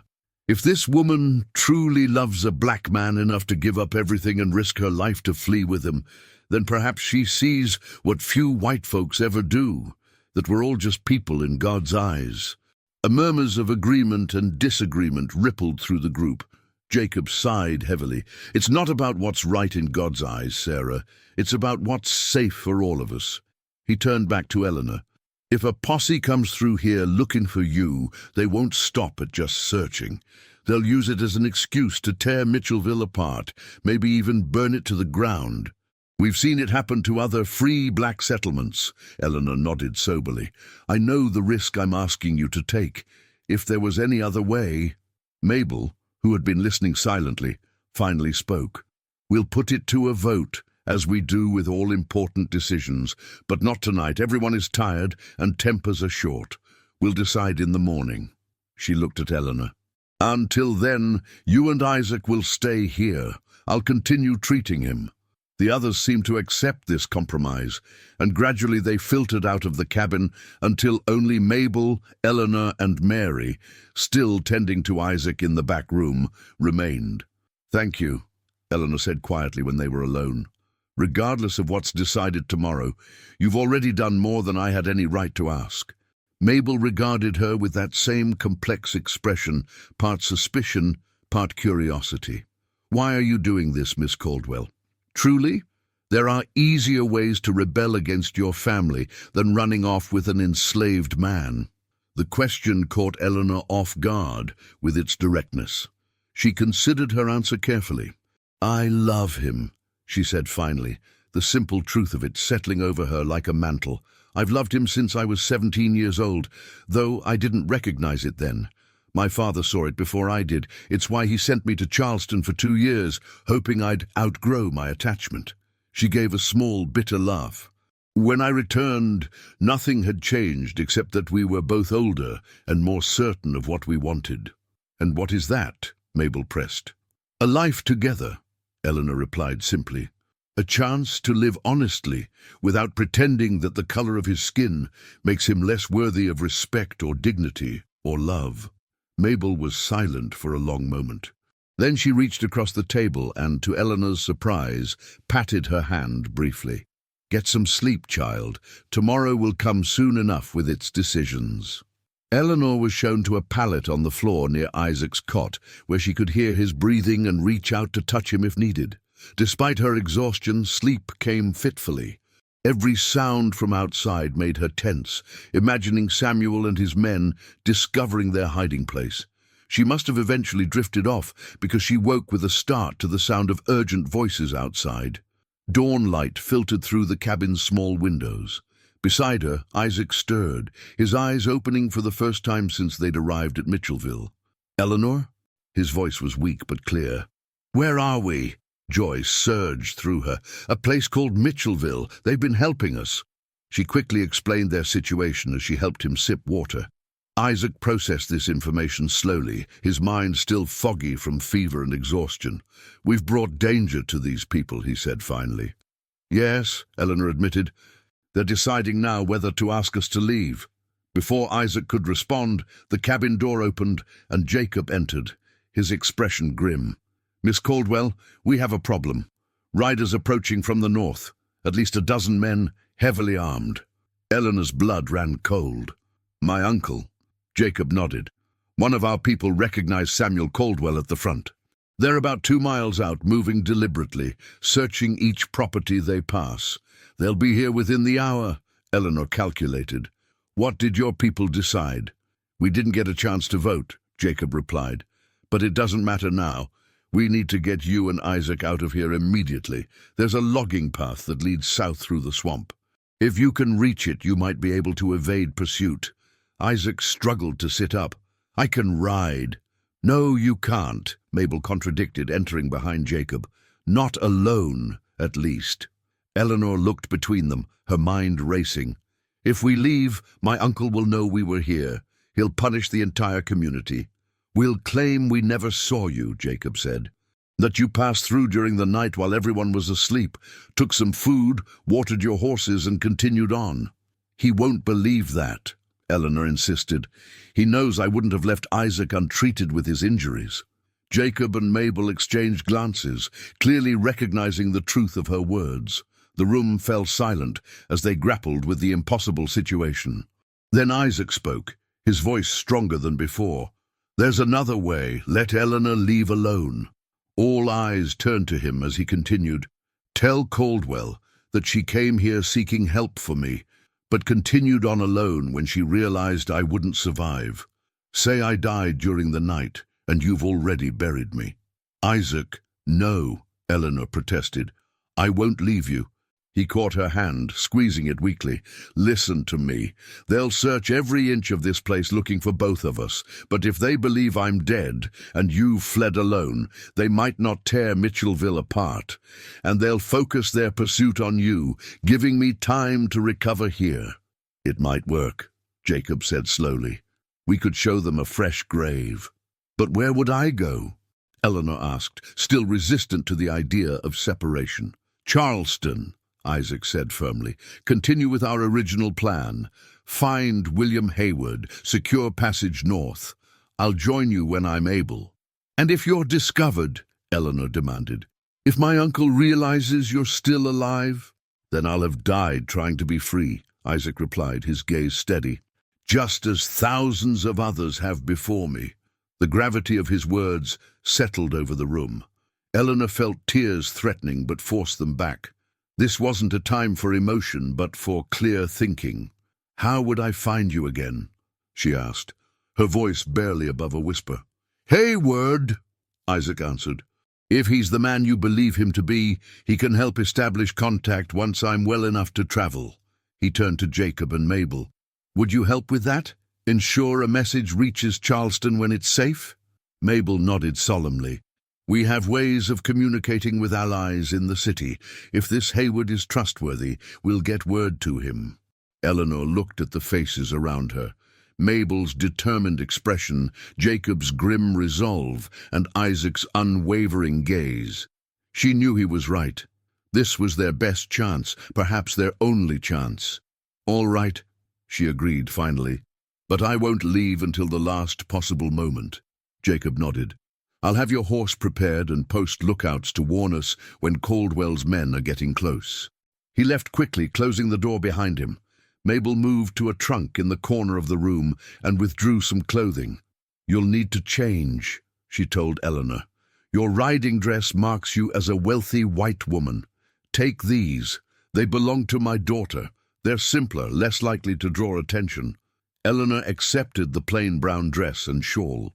As she changed, Mabel continued, "You should also take this." She handed Eleanor a folded piece of paper. "It's a letter identifying you as Sarah Johnson, a widow traveling to Charleston to take a position as a governess. It has the seal of the Methodist Church in Columbia. Not perfect, but it might help if you're stopped and questioned. How do you have this?" Eleanor asked, examining the forged document with surprise. Mabel's expression hardened slightly. "Mitchellville has helped many people find freedom over the years, Miss Caldwell. We've learned to be prepared." Eleanor nodded, tucking the document into her pocket. "Thank you." Mary entered with a small bundle. "Food for your journey," she explained, "and some of Mabel's medicine for fever, just in case." The kindness of these people, who had every reason to turn her away, humbled Eleanor. She accepted the provisions gratefully, then turned back to Isaac, who was watching her with an intensity that made her heart ache. "I need a moment alone with him," she said. Mabel and Mary withdrew tactfully, leaving Eleanor and Isaac in the small room that had become their temporary sanctuary. "This isn't how I imagined our journey ending," Eleanor said, sitting beside him on the cot. "It's not ending," Isaac insisted. "It's just taking a different path than we planned." He reached up to touch her face, his hand still warm with the remnants of fever. "Eleanor Caldwell, do you regret any of this? Leaving Elmwood, choosing a fugitive over comfort and position?" Eleanor leaned into his touch. "Not for a single moment. My only regret is that I didn't have the courage to do it sooner." Isaac smiled slightly, though the effort clearly pained him. "When I first realized I loved you, I thought it was a curse, to love someone I could never openly have. Now I know it was a blessing. Even if this is all we're granted, these few days of freedom together, it was worth everything." "Don't talk like that," Eleanor chided gently. "This isn't goodbye. We'll find each other again in Charleston or Boston or wherever our path leads." A shout from outside interrupted their moment. "Riders approaching, half a mile out." Eleanor's heart raced. "I have to go." Isaac pulled her down for a kiss. Desperate, painful, and far too brief. "Go, find Haywood. Wait for my message." Eleanor kissed him once more, trying to memorize the feel of him, then forced herself to stand.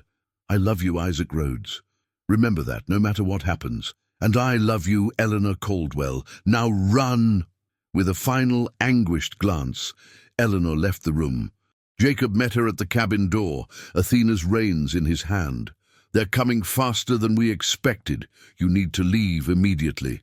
Eleanor mounted quickly, adjusting the unfamiliar dress. "What about the grave?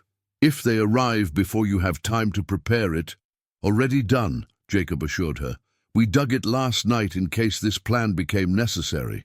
Now go, follow the path behind Mabel's cabin. It leads to a creek that will take you to the main road to Charleston." "Thank you," Eleanor said fervently. "All of you. I won't forget this." Jacob's expression was solemn. "See that Isaac's sacrifice isn't in vain. Find your way north, Miss Caldwell. Be free, for both of you."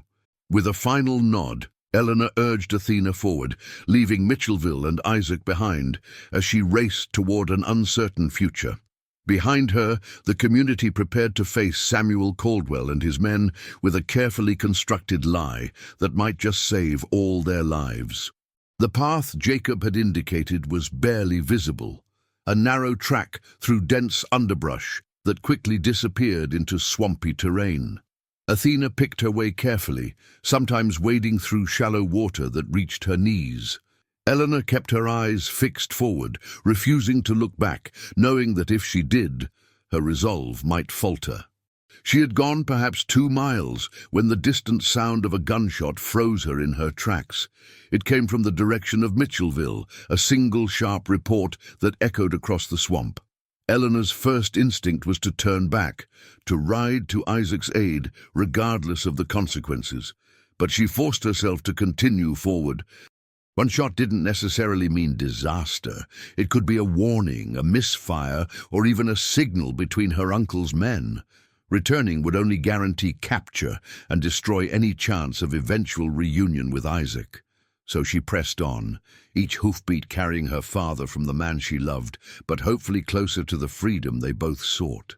The path gradually widened, the terrain becoming less swampy as it rose toward higher ground.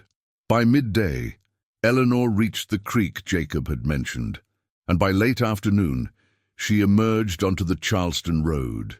Here she faced a new challenge, traveling alone as a woman of apparent means.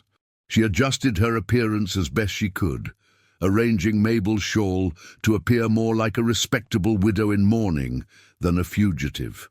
The forged letter identifying her as Sarah Johnson was tucked securely in her bodice. As the sun began to set, Charleston appeared on the horizon, a city of spires and rooftops that represented both danger and hope. Somewhere within its streets was William Hayward, the man who might be able to secure her passage north, and eventually, God willing, help Isaac join her. Eleanor straightened her shoulders and urged Athena forward. The most dangerous part of their journey was just beginning. Charleston in 1843 was a study in contrasts, elegant mansions and squalid alleys, refined society and brutal commerce. As Eleanor rode through the city gates at dusk, she was struck by the bustle of activity despite the late hour. The port city never truly slept, its lifeblood flowing through the constant movement of ships, goods and people. She had been to Charleston before, of course, during her 2 years of finishing at Miss Harrington's Seminary for Young Ladies, a thinly veiled attempt by her father to separate her from Isaac. But she had experienced only a sanitized version of the city then, carefully chaperoned through its respectable districts. Now, alone and in disguise, she saw a different Charleston emerging in the gathering darkness. Eleanor kept Athena at a steady walk, trying to appear purposeful rather than lost.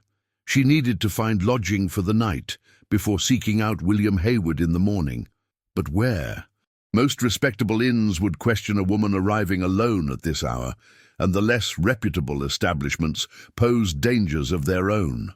As she deliberated, a church bell sounded the hour, drawing her attention to a modest stone building set back from the street.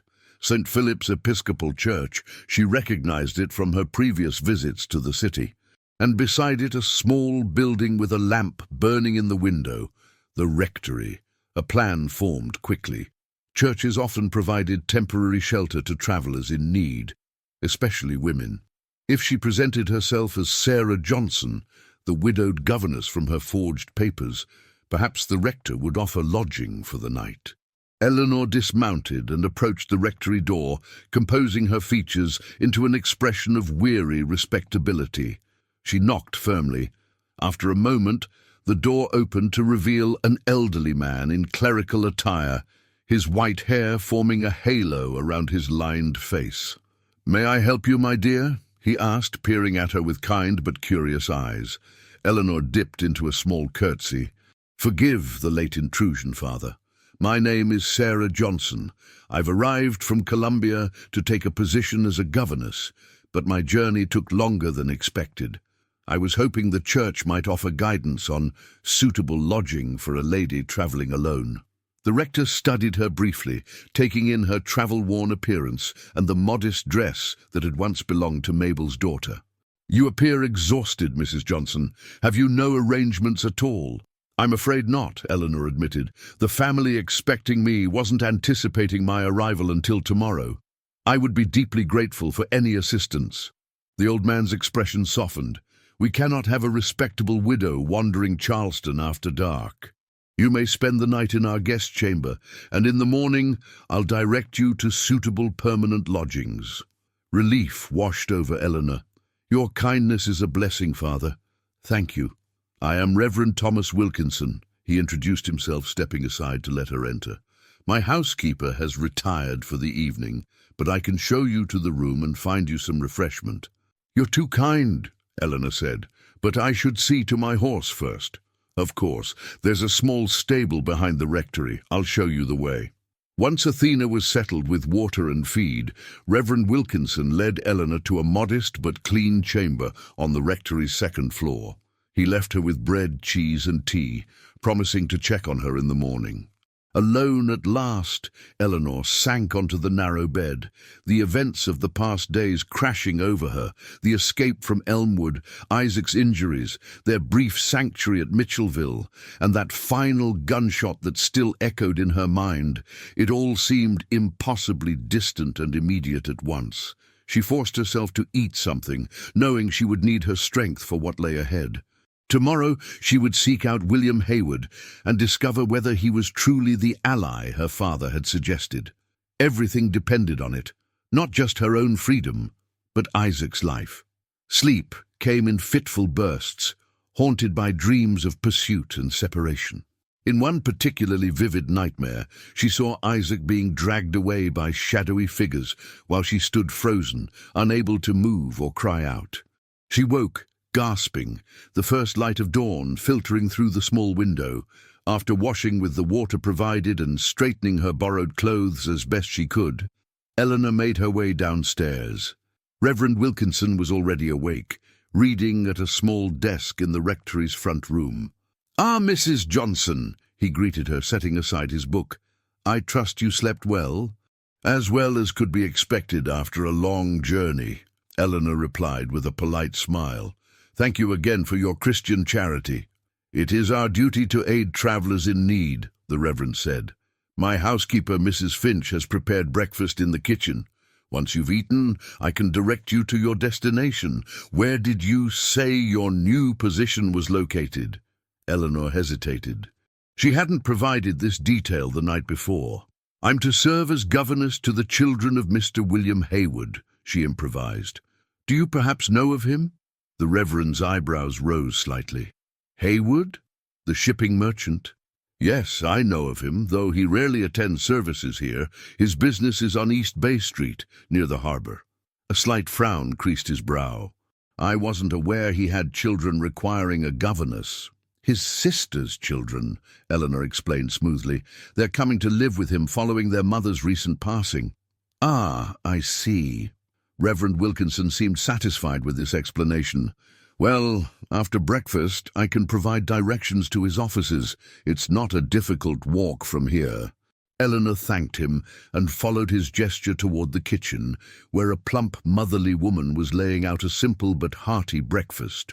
Mrs. Finch fussed over Eleanor in a good-natured way, insisting she eat seconds and peppering her with questions about her fictional journey from Colombia.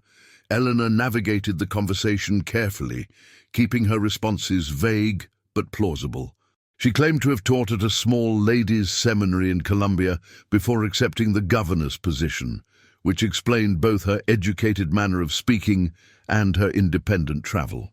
By mid-morning, Eleanor was ready to depart. She thanked Reverend Wilkinson and Mrs. Finch for their kindness, promising to remember them in her prayers, and set out toward East Bay Street with Athena in tow. Charleston was fully awake now, its streets bustling with activity.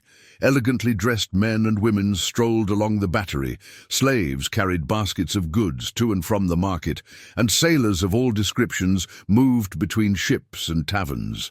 Eleanor kept her head down, the shawl partially obscuring her face, aware that word of her disappearance might have reached the city by now. East Bay Street ran along the Cooper River, lined with the offices and warehouses of Charleston's wealthy merchants. Haywood Shipping and Trade occupied a handsome three-story building with freshly painted trim and polished brass fixtures. A sign above the door depicted a ship in full sail above the company name. Eleanor hesitated outside, suddenly uncertain. What if Haywood had been merely posturing when he expressed anti-slavery sentiments to her father? What if he recognized her as Judge Caldwell's daughter and immediately sent word to Samuel? But what choice did she have? Without Haywood's help, she had no clear path forward. Taking a deep breath, she tethered Athena to a nearby post and entered the building. The reception area was elegantly appointed, with maps of shipping routes decorating the walls and a large desk staffed by a clerk in his middle years. He looked up as Eleanor approached, his expression professionally polite. "Good morning, madam. How may Haywood Shipping be of service?"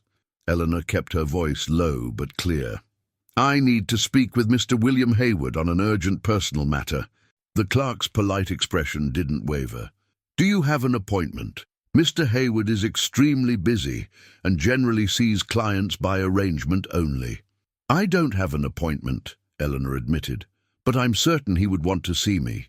Please tell him that Eleanor Caldwell, daughter of Judge William Caldwell of Oakshire County, requests a few moments of his time."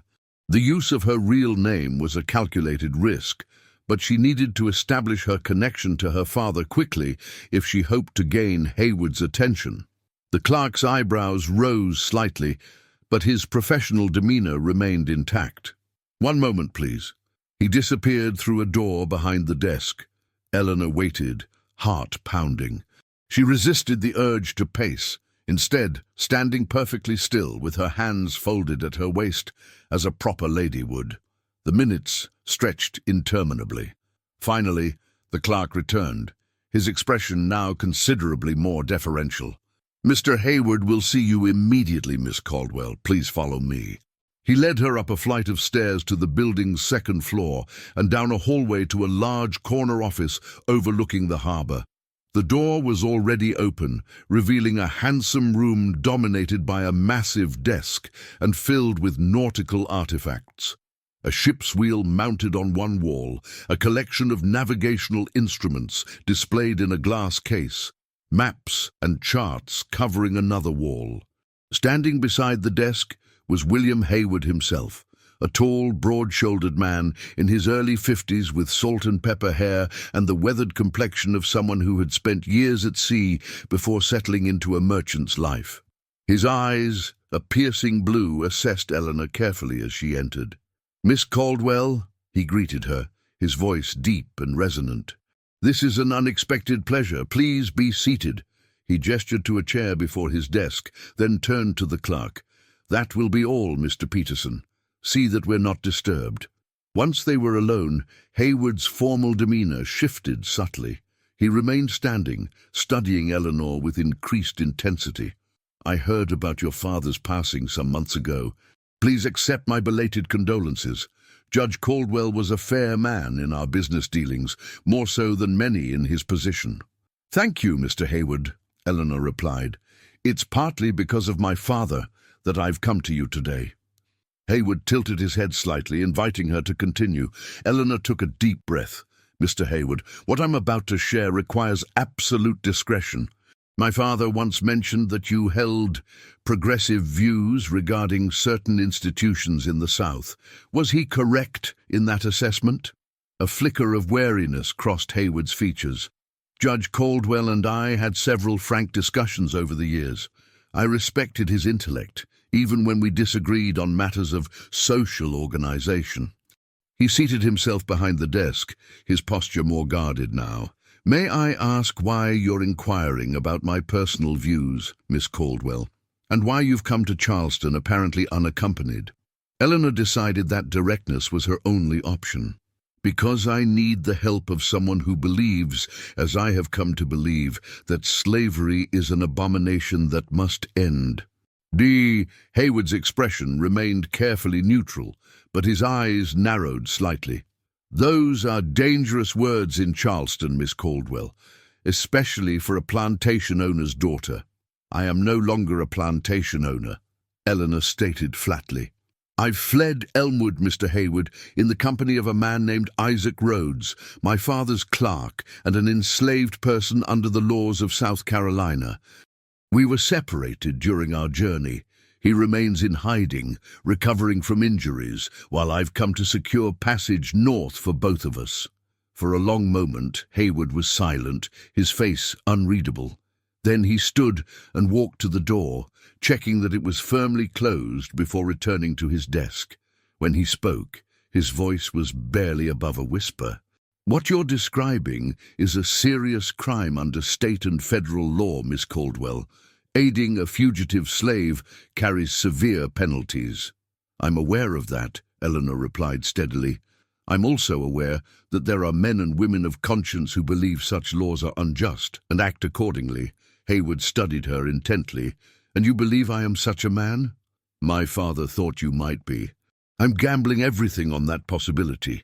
Another long silence fell between them. Finally, Hayward sighed deeply. Your father was more perceptive than I gave him credit for. He leaned forward, lowering his voice further. I have indeed helped certain travelers find their way north, but never someone in your position, Miss Caldwell. The daughter of a judge from one of the oldest families in South Carolina, your disappearance will have caused quite a stir. It has, Eleanor confirmed grimly. My uncle Samuel has organized a search. They were close behind us when Isaac and I were separated. Samuel Caldwell. Hayward's expression darkened. I know him by reputation only, and that reputation is not favorable. If he's involved, the situation is even more dangerous than I thought. He drummed his fingers on the desk, considering. Where is Isaac now? In a safe location, Eleanor replied, deliberately vague. He'll contact me through intermediaries when he's able to travel. Hayward nodded slowly. Wise precaution. The less I know about his whereabouts, the better for all concerned. He stood again, moving to the window that overlooked the harbor. I have a ship departing for Philadelphia in 3 days' time, the Meridian. You could be on it, traveling as a distant relative of mine returning north after a winter in Charleston for her health. Hope surged through Eleanor, and when Isaac is able to follow. That's more complicated, Hayward admitted. A white woman traveling alone raises few questions. A black man, however. He turned back to face her. There are established routes, but they take time and involve multiple safe houses. And with Samuel Caldwell specifically searching for him, the risk is considerably higher. I won't leave without some assurance that Isaac can follow, Eleanor insisted. We intend to marry once we reach the north. This statement clearly caught Hayward by surprise. Marry? He shook his head slightly. Miss Caldwell, even in Philadelphia or Boston, such a union would make you social outcasts. Have you fully considered what that means? The life you've known is built on suffering, Eleanor interrupted, echoing what she had told Isaac days earlier. I've considered everything, Mr. Hayward. My decision is made. Hayward regarded her with newfound respect. You have your father's resolve, it seems. He returned to his desk and withdrew a small leather-bound book from a drawer. Opening it, he wrote something on a blank page, then tore it out and handed it to Eleanor. Take this to the address listed. Ask for Mrs. Gardner. Tell her the winter roses still bloom. She'll provide you with safe lodging until the Meridian sails. Eleanor accepted the paper, noting an address on Church Street. And Isaac? When he's able to make contact, the same password will identify him as connected to you. Mrs. Gardner is part of a network that has helped many find their way north. Hayward's expression grew more serious. But you should know, Miss Caldwell, that even with our help, the journey remains dangerous, particularly for Isaac. Not everyone along the route can be fully trusted, and the new Fugitive Slave Act gives slave catchers broad powers even in free states. I understand the risks, Eleanor assured him. We both do. Hayward nodded gravely. Then I will do what I can to assist you both. He hesitated, then added, "There is, however, another matter to consider. Your uncle will surely be searching for you in Charleston. It might be wise to alter your appearance further before you leave here." Eleanor touched her honey-blonde hair, which was distinctive even partially covered by her shawl. "Do you have suggestions?" "Mrs. Gardner will help with that. For now." He moved to a side cabinet and withdrew a plain bonnet and veil. "My late wife's. She was about your height. This should help conceal your features until you reach Church Street." As Eleanor donned the bonnet, Haywood continued, "I'll send a trusted employee to collect your horse and deliver it to the stables behind Mrs. Gardner's boarding house. Better that you continue on foot. A lady of quality on horseback attracts more attention than one walking." "You've thought of everything," Eleanor remarked, adjusting the veil. "In my line of work, both the public and private aspects, attention to detail means the difference between success and disaster." Haywood moved to a bookshelf and pressed a concealed panel, revealing a narrow door. "This leads to a back staircase and alley. It would be best if you left this way. Mr. Peterson need not know the exact nature of our business." At the hidden door, Eleanor paused. "Mr. Haywood, I cannot thank you enough for your help." "Save your thanks for when you and Isaac are safely settled in Philadelphia," he replied, "and Miss Caldwell. From this moment forward, remember that you are Sarah Johnson, a widow returning north after wintering with relatives in Charleston. Even alone in your room, maintain that identity. Walls have ears, especially in this city." Eleanor nodded, understanding the gravity of his warning. "Sarah Johnson I am then, until Philadelphia." "Until Philadelphia," Haywood agreed. "Godspeed your journey." The back staircase deposited Eleanor in a narrow alley behind the Haywood shipping building. Keeping her head down and the veil in place, she made her way through Charleston's busy streets toward Church Street and the address Haywood had provided. Mrs. Gardner's boarding house for ladies was a respectable-looking three-story building with white shutters and a small garden behind a wrought-iron fence. Eleanor approached the front door, her heart racing despite the apparent safety of her surroundings. She knocked firmly. The door was opened by a stern-looking woman in her 60s, grey hair pulled back in a severe bun, spectacles perched on her nose. "Yes?" she inquired, her tone brisk but not unwelcoming. "I'm looking for Mrs. Gardner," Eleanor said softly. "Mr. Haywood sent me. The winter roses still bloom." The woman's expression didn't change, but she stepped aside immediately. "Come in, quickly." Once the door was closed behind them, the woman's demeanor softened slightly. "I am Mrs. Gardner. You must be the young lady William mentioned might be arriving." She studied Eleanor with shrewd eyes. "Though he didn't mention you'd be quite so notable." Eleanor removed the borrowed bonnet and veil. "My appearance is a problem, I understand." "Indeed it is," Mrs. Gardner agreed bluntly. "That hair alone would identify you to half of Charleston, but we'll address that shortly." She led Eleanor through a tastefully furnished parlor to a small office at the rear of the house.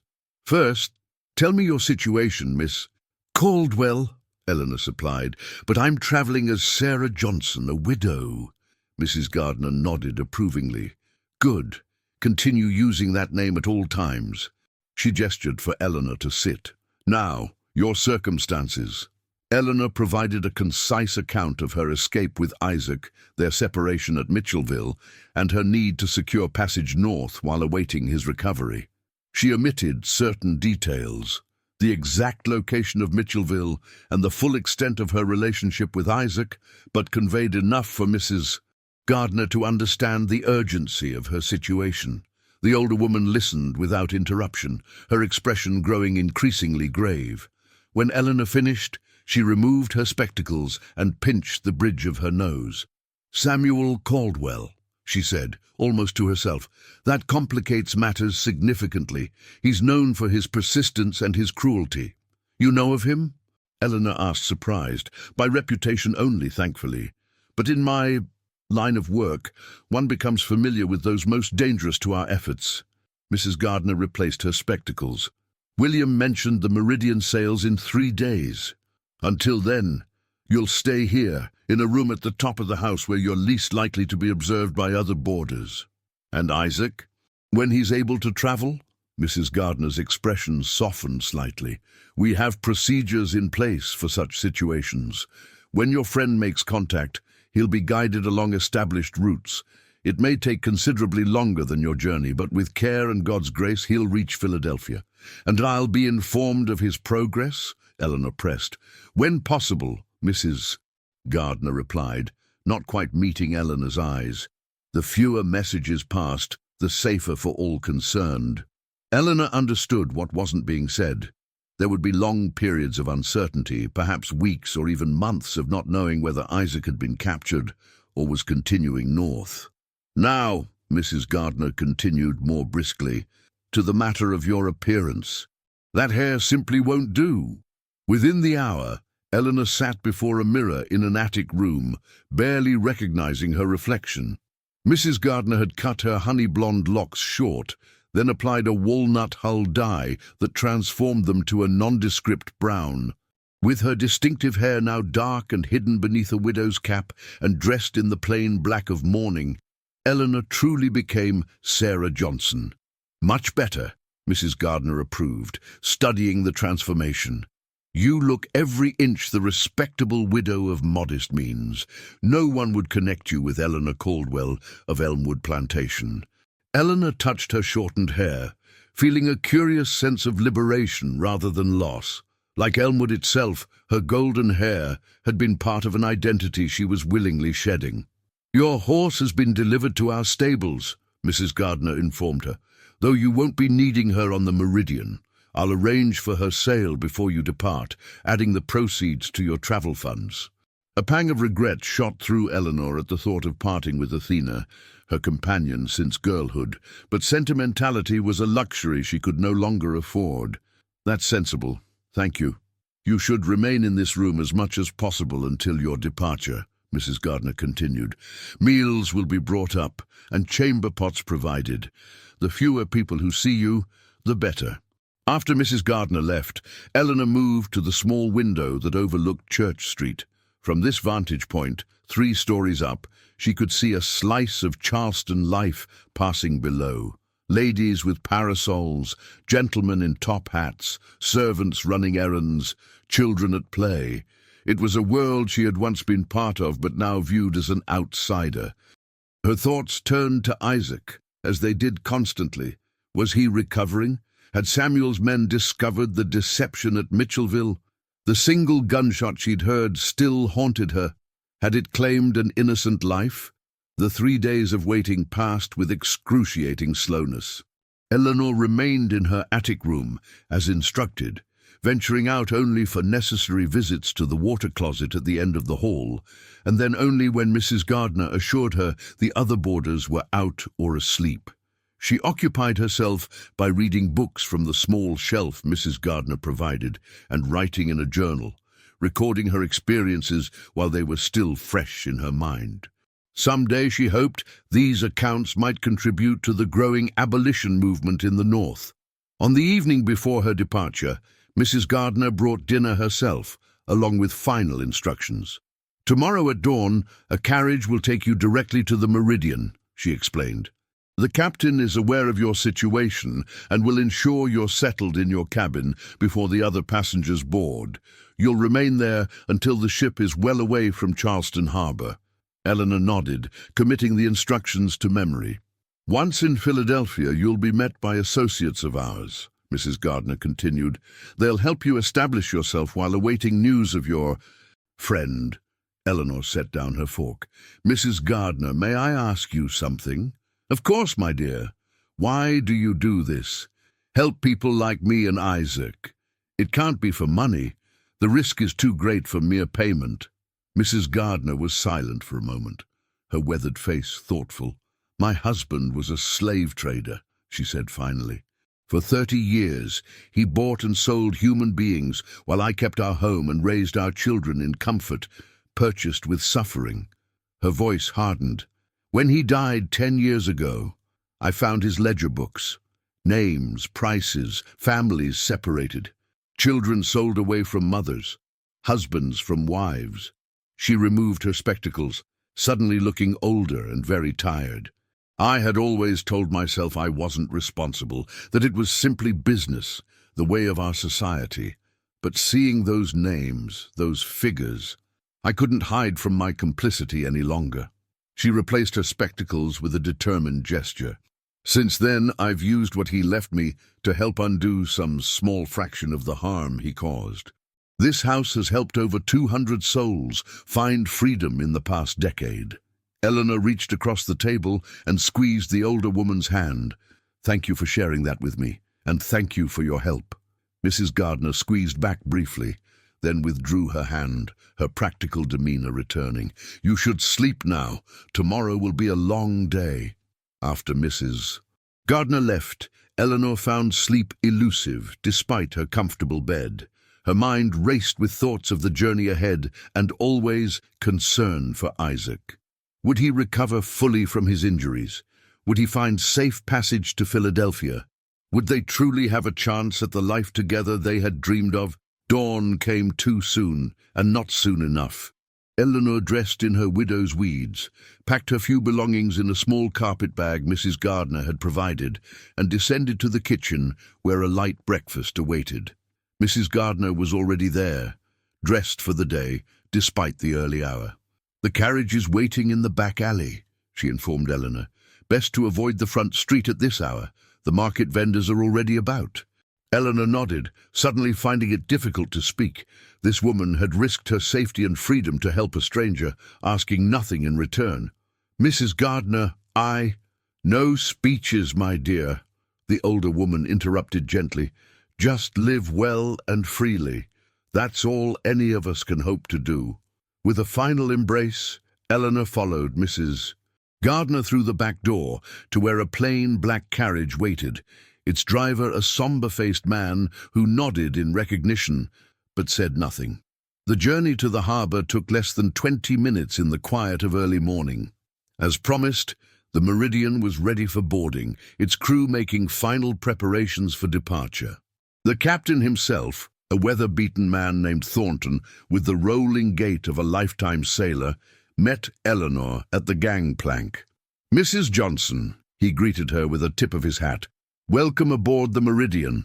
If you'll follow me, I'll show you to your cabin. The cabin was small but private, located amidships where the ship's motion would be least noticeable. Captain Thornton explained that meals could be taken in the cabin until they were safely away from the Charleston coast, and that she should feel free to come to him directly with any concerns. Mr. Hayward has been a valued client for many years, he told her. Any relative of his receives our full attention and discretion. As promised, Eleanor remained in her cabin as the ship filled with other passengers and preparations for departure were completed. Through her small porthole, she watched the Charleston waterfront slowly recede as the Meridian made its way out of the harbour and into the open sea. Only when the coastline was a distant smudge on the horizon did Eleanor finally step onto the deck, feeling the sea breeze against her face. For the first time since fleeing Elmwood, she allowed herself to believe that freedom might truly be possible. The voyage to Philadelphia took 8 days, delayed by contrary winds and a brief but intense storm that forced them to shelter in a protected cove along the North Carolina coast. Eleanor kept to herself for much of the journey, maintaining her widow's persona and avoiding lengthy conversations with other passengers. Captain Thornton proved to be a discreet ally, occasionally providing updates on their progress, and once, when they were nearing Virginia waters, warning her to remain below deck when a coastal patrol boat approached to inspect their cargo and papers. Just a precaution, he assured her afterward, but with your situation, better safe than sorry. Finally, on a crisp morning in early summer, the Meridian sailed into Philadelphia harbor. The city spread before them, its skyline dominated by church spires and the masts of countless ships. To Eleanor, it represented a new world, one where Isaac might eventually join her, where they might build a life together, free from the shackles of Southern society. As the ship docked, Captain Thornton approached her one last time. "Mrs. Johnson, there's a gentleman waiting on the pier who I believe is expecting you, Mr. Joseph Tanner. Does the name mean anything to you?" Eleanor shook her head. Mrs. Gardner had not specified who would meet her in Philadelphia. "He's an associate of Mr. Haywood's," the captain explained. "A trustworthy man, from what I understand. Shall I tell him you're aboard?" Eleanor hesitated only briefly. "Yes, thank you, Captain, and thank you for everything." Joseph Tanner proved to be a Quaker gentleman in his 60s, with kind eyes and a quiet manner that immediately set Eleanor at ease. He escorted her to a modest boarding house in a respectable neighborhood, explaining that it was run by fellow members of the Society of Friends who were active in abolitionist circles. "Thee will be safe here," he assured her, using the Quaker form of address. "And when thy friend arrives, arrangements will be made for both of thee." The weeks that followed were a time of adjustment and anxious waiting. Eleanor, still using the name Sarah Johnson, found work as a tutor to the children of several Quaker families. The position provided enough income to support herself without drawing down the funds she'd brought from Elmwood, money she was saving to establish a home with Isaac when he arrived. She threw herself into learning about Philadelphia, exploring its streets and cultural institutions during her free hours. She attended abolitionist meetings, though she rarely spoke, still cautious about drawing attention to herself. Through these gatherings, she met others who had fled the South, formerly enslaved people who had found freedom via the Underground Railroad, and occasionally white Southerners who had abandoned their privileged positions out of moral conviction. Their stories gave her hope that she and Isaac were not alone in choosing conscience over comfort. But as weeks turned to months with no word of Isaac's progress northward, anxiety began to gnaw at her. Had he recovered from his injuries? Had Samuel discovered the ruse at Mitchellville and captured him? Had he attempted the journey north only to be caught by slave catchers along the way? Joseph Tanner assured her repeatedly that the network's silence was normal, that messages were passed only when absolutely necessary to minimize the risk to all involved. But as summer gave way to autumn, Eleanor found it increasingly difficult to maintain her faith that Isaac would arrive safely. Then, on a rainy evening in late October, nearly 4 months after her arrival in Philadelphia, a knock came at her boarding house door. The landlady, Mrs. Pemberton, appeared in the doorway of Eleanor's small room, her expression carefully neutral. "Mrs. Johnson, there's a gentleman asking for thee, a Mr. Rhodes." Eleanor's heart nearly stopped. "Isaac?" she whispered, hardly daring to believe it. Mrs. Pemberton nodded slightly. "He's waiting in the parlor." Eleanor rushed past her, down the stairs, her composure forgotten in the urgency of the moment. She burst into the parlor, then froze in the doorway. A man stood with his back to her, gazing out the window at the rain-slicked street. He was thinner than she remembered, his shoulders not quite as broad, but when he turned at the sound of her entrance, the face was unmistakably Isaac's, though changed by the months of separation. The swelling from his beating had long since faded, but a new scar ran along his left cheekbone, and there was a wariness in his eyes that hadn't been there before. For a moment neither spoke. Then Isaac's face transformed with a smile of such pure joy that it erased all evidence of his hardships. "Eleanor," he said simply. She flew across the room and into his arms, propriety forgotten. He held her tightly, his face buried in her now brown hair, his body trembling slightly against hers. "I thought I'd lost you," she whispered against his chest, tears streaming freely down her face. "Never," he promised, his voice rough with emotion. "I told you I'd find you." When they finally separated, it was only far enough to look at each other properly. Eleanor touched the new scar on his face gently. "What happened?" "A long story," Isaac replied, catching her hand and pressing a kiss to her palm, one of many from the journey. "But it can wait." His eyes searched her face hungrily. "You're really here, safe." "We both are," she said, the full reality of it finally hitting her. "We made it, Isaac. We're free." He smiled again, though this time with a hint of sadness. "As free as this country allows people like us to be." Eleanor understood his meaning. Even in Philadelphia, their relationship would face obstacles, prejudice, perhaps even danger. But they would face it together, on their own terms, not as master and slave, but as equals. "What happened at Mitchellville?" she asked, the question that had haunted her for months finally finding voice. "I heard a gunshot as I was leaving." Isaac's expression darkened. "Your uncle's men searched the settlement thoroughly. They found the fresh grave Jacob had prepared and demanded to see the body. When Jacob refused, one of them fired his pistol into the air as a warning." He shook his head at the memory. "It nearly came to violence then, but an elder in the community, Jeremiah, managed to calm the situation. He told your uncle I had died of my injuries during the night and had been buried quickly due to the heat."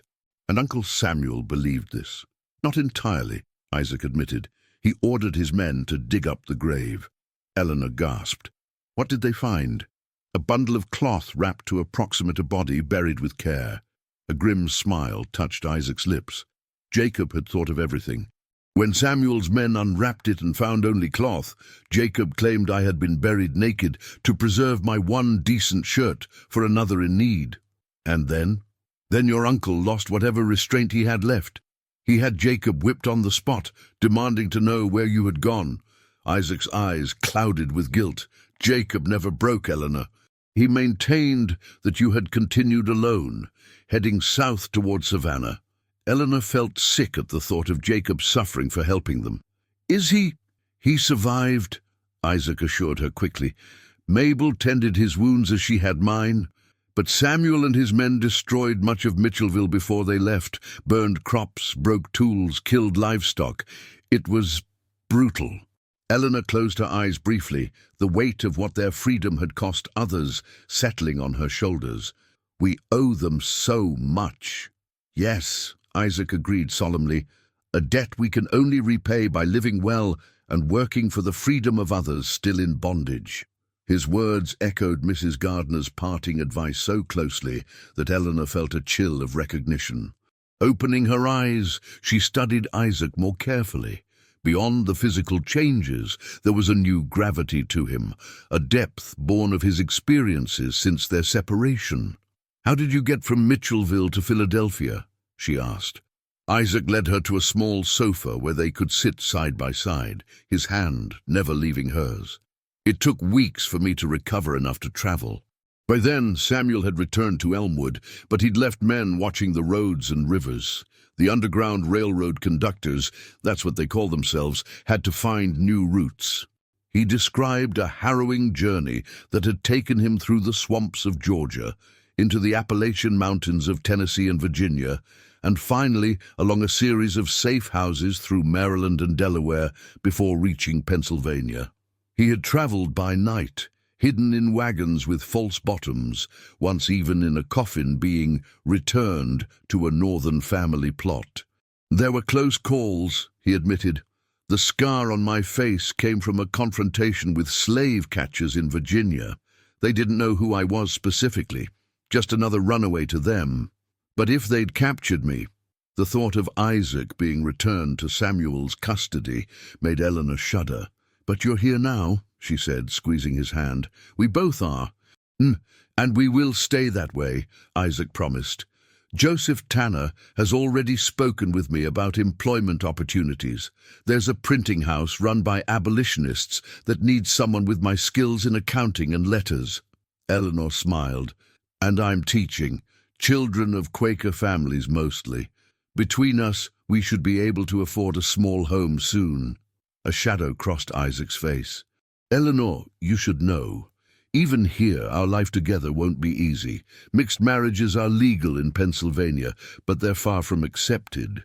You'll face ostracism, perhaps worse." "Do you think I haven't considered that?" she asked gently. "Isaac, I left everything I knew behind for a chance at a life with you." A few disapproving glances from Philadelphia society hardly compare to what we've already faced. His expression softened. "You continue to amaze me." "Eleanor Caldwell." "Sarah Johnson," she corrected with a small smile. "At least for now, though I hope to be Eleanor Rhodes before too long." Isaac's answering smile was radiant. As soon as it can be arranged. They were married 2 weeks later in a simple ceremony at the Friends Meeting House, with Joseph Tanner and Mrs. Pemberton as witnesses.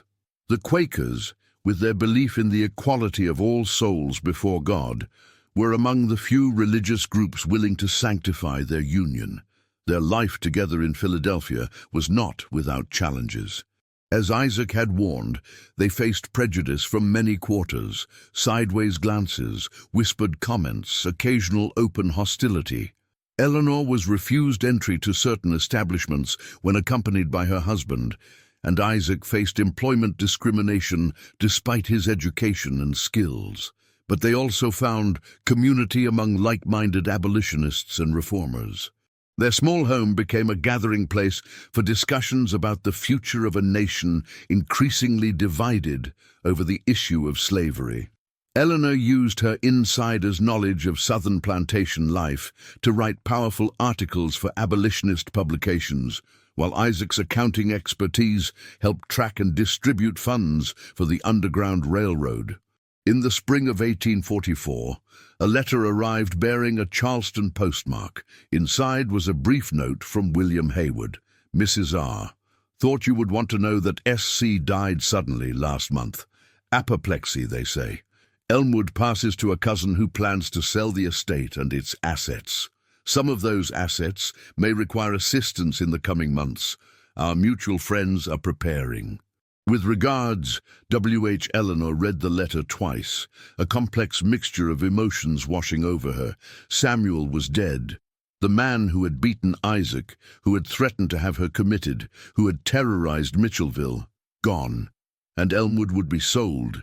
Its enslaved people likely separated and dispersed to new owners unless... She handed the letter to Isaac, who read it with a grave expression.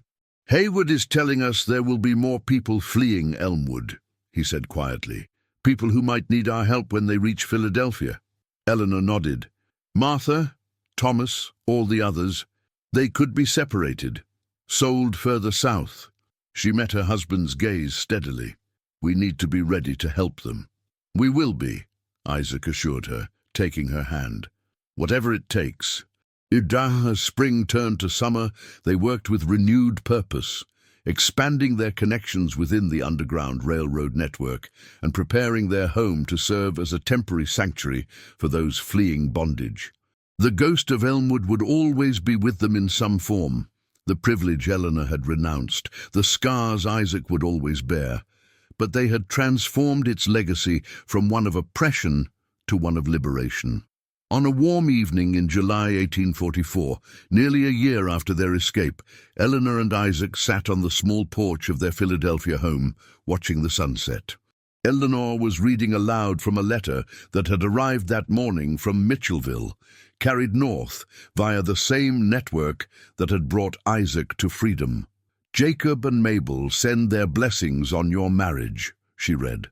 They say the community is rebuilding slowly. The new owner of Elmwood has shown no interest in pursuing those who fled, being more concerned with selling the property quickly. Isaac smiled. Good news, finally. Eleanor set the letter aside, her expression thoughtful.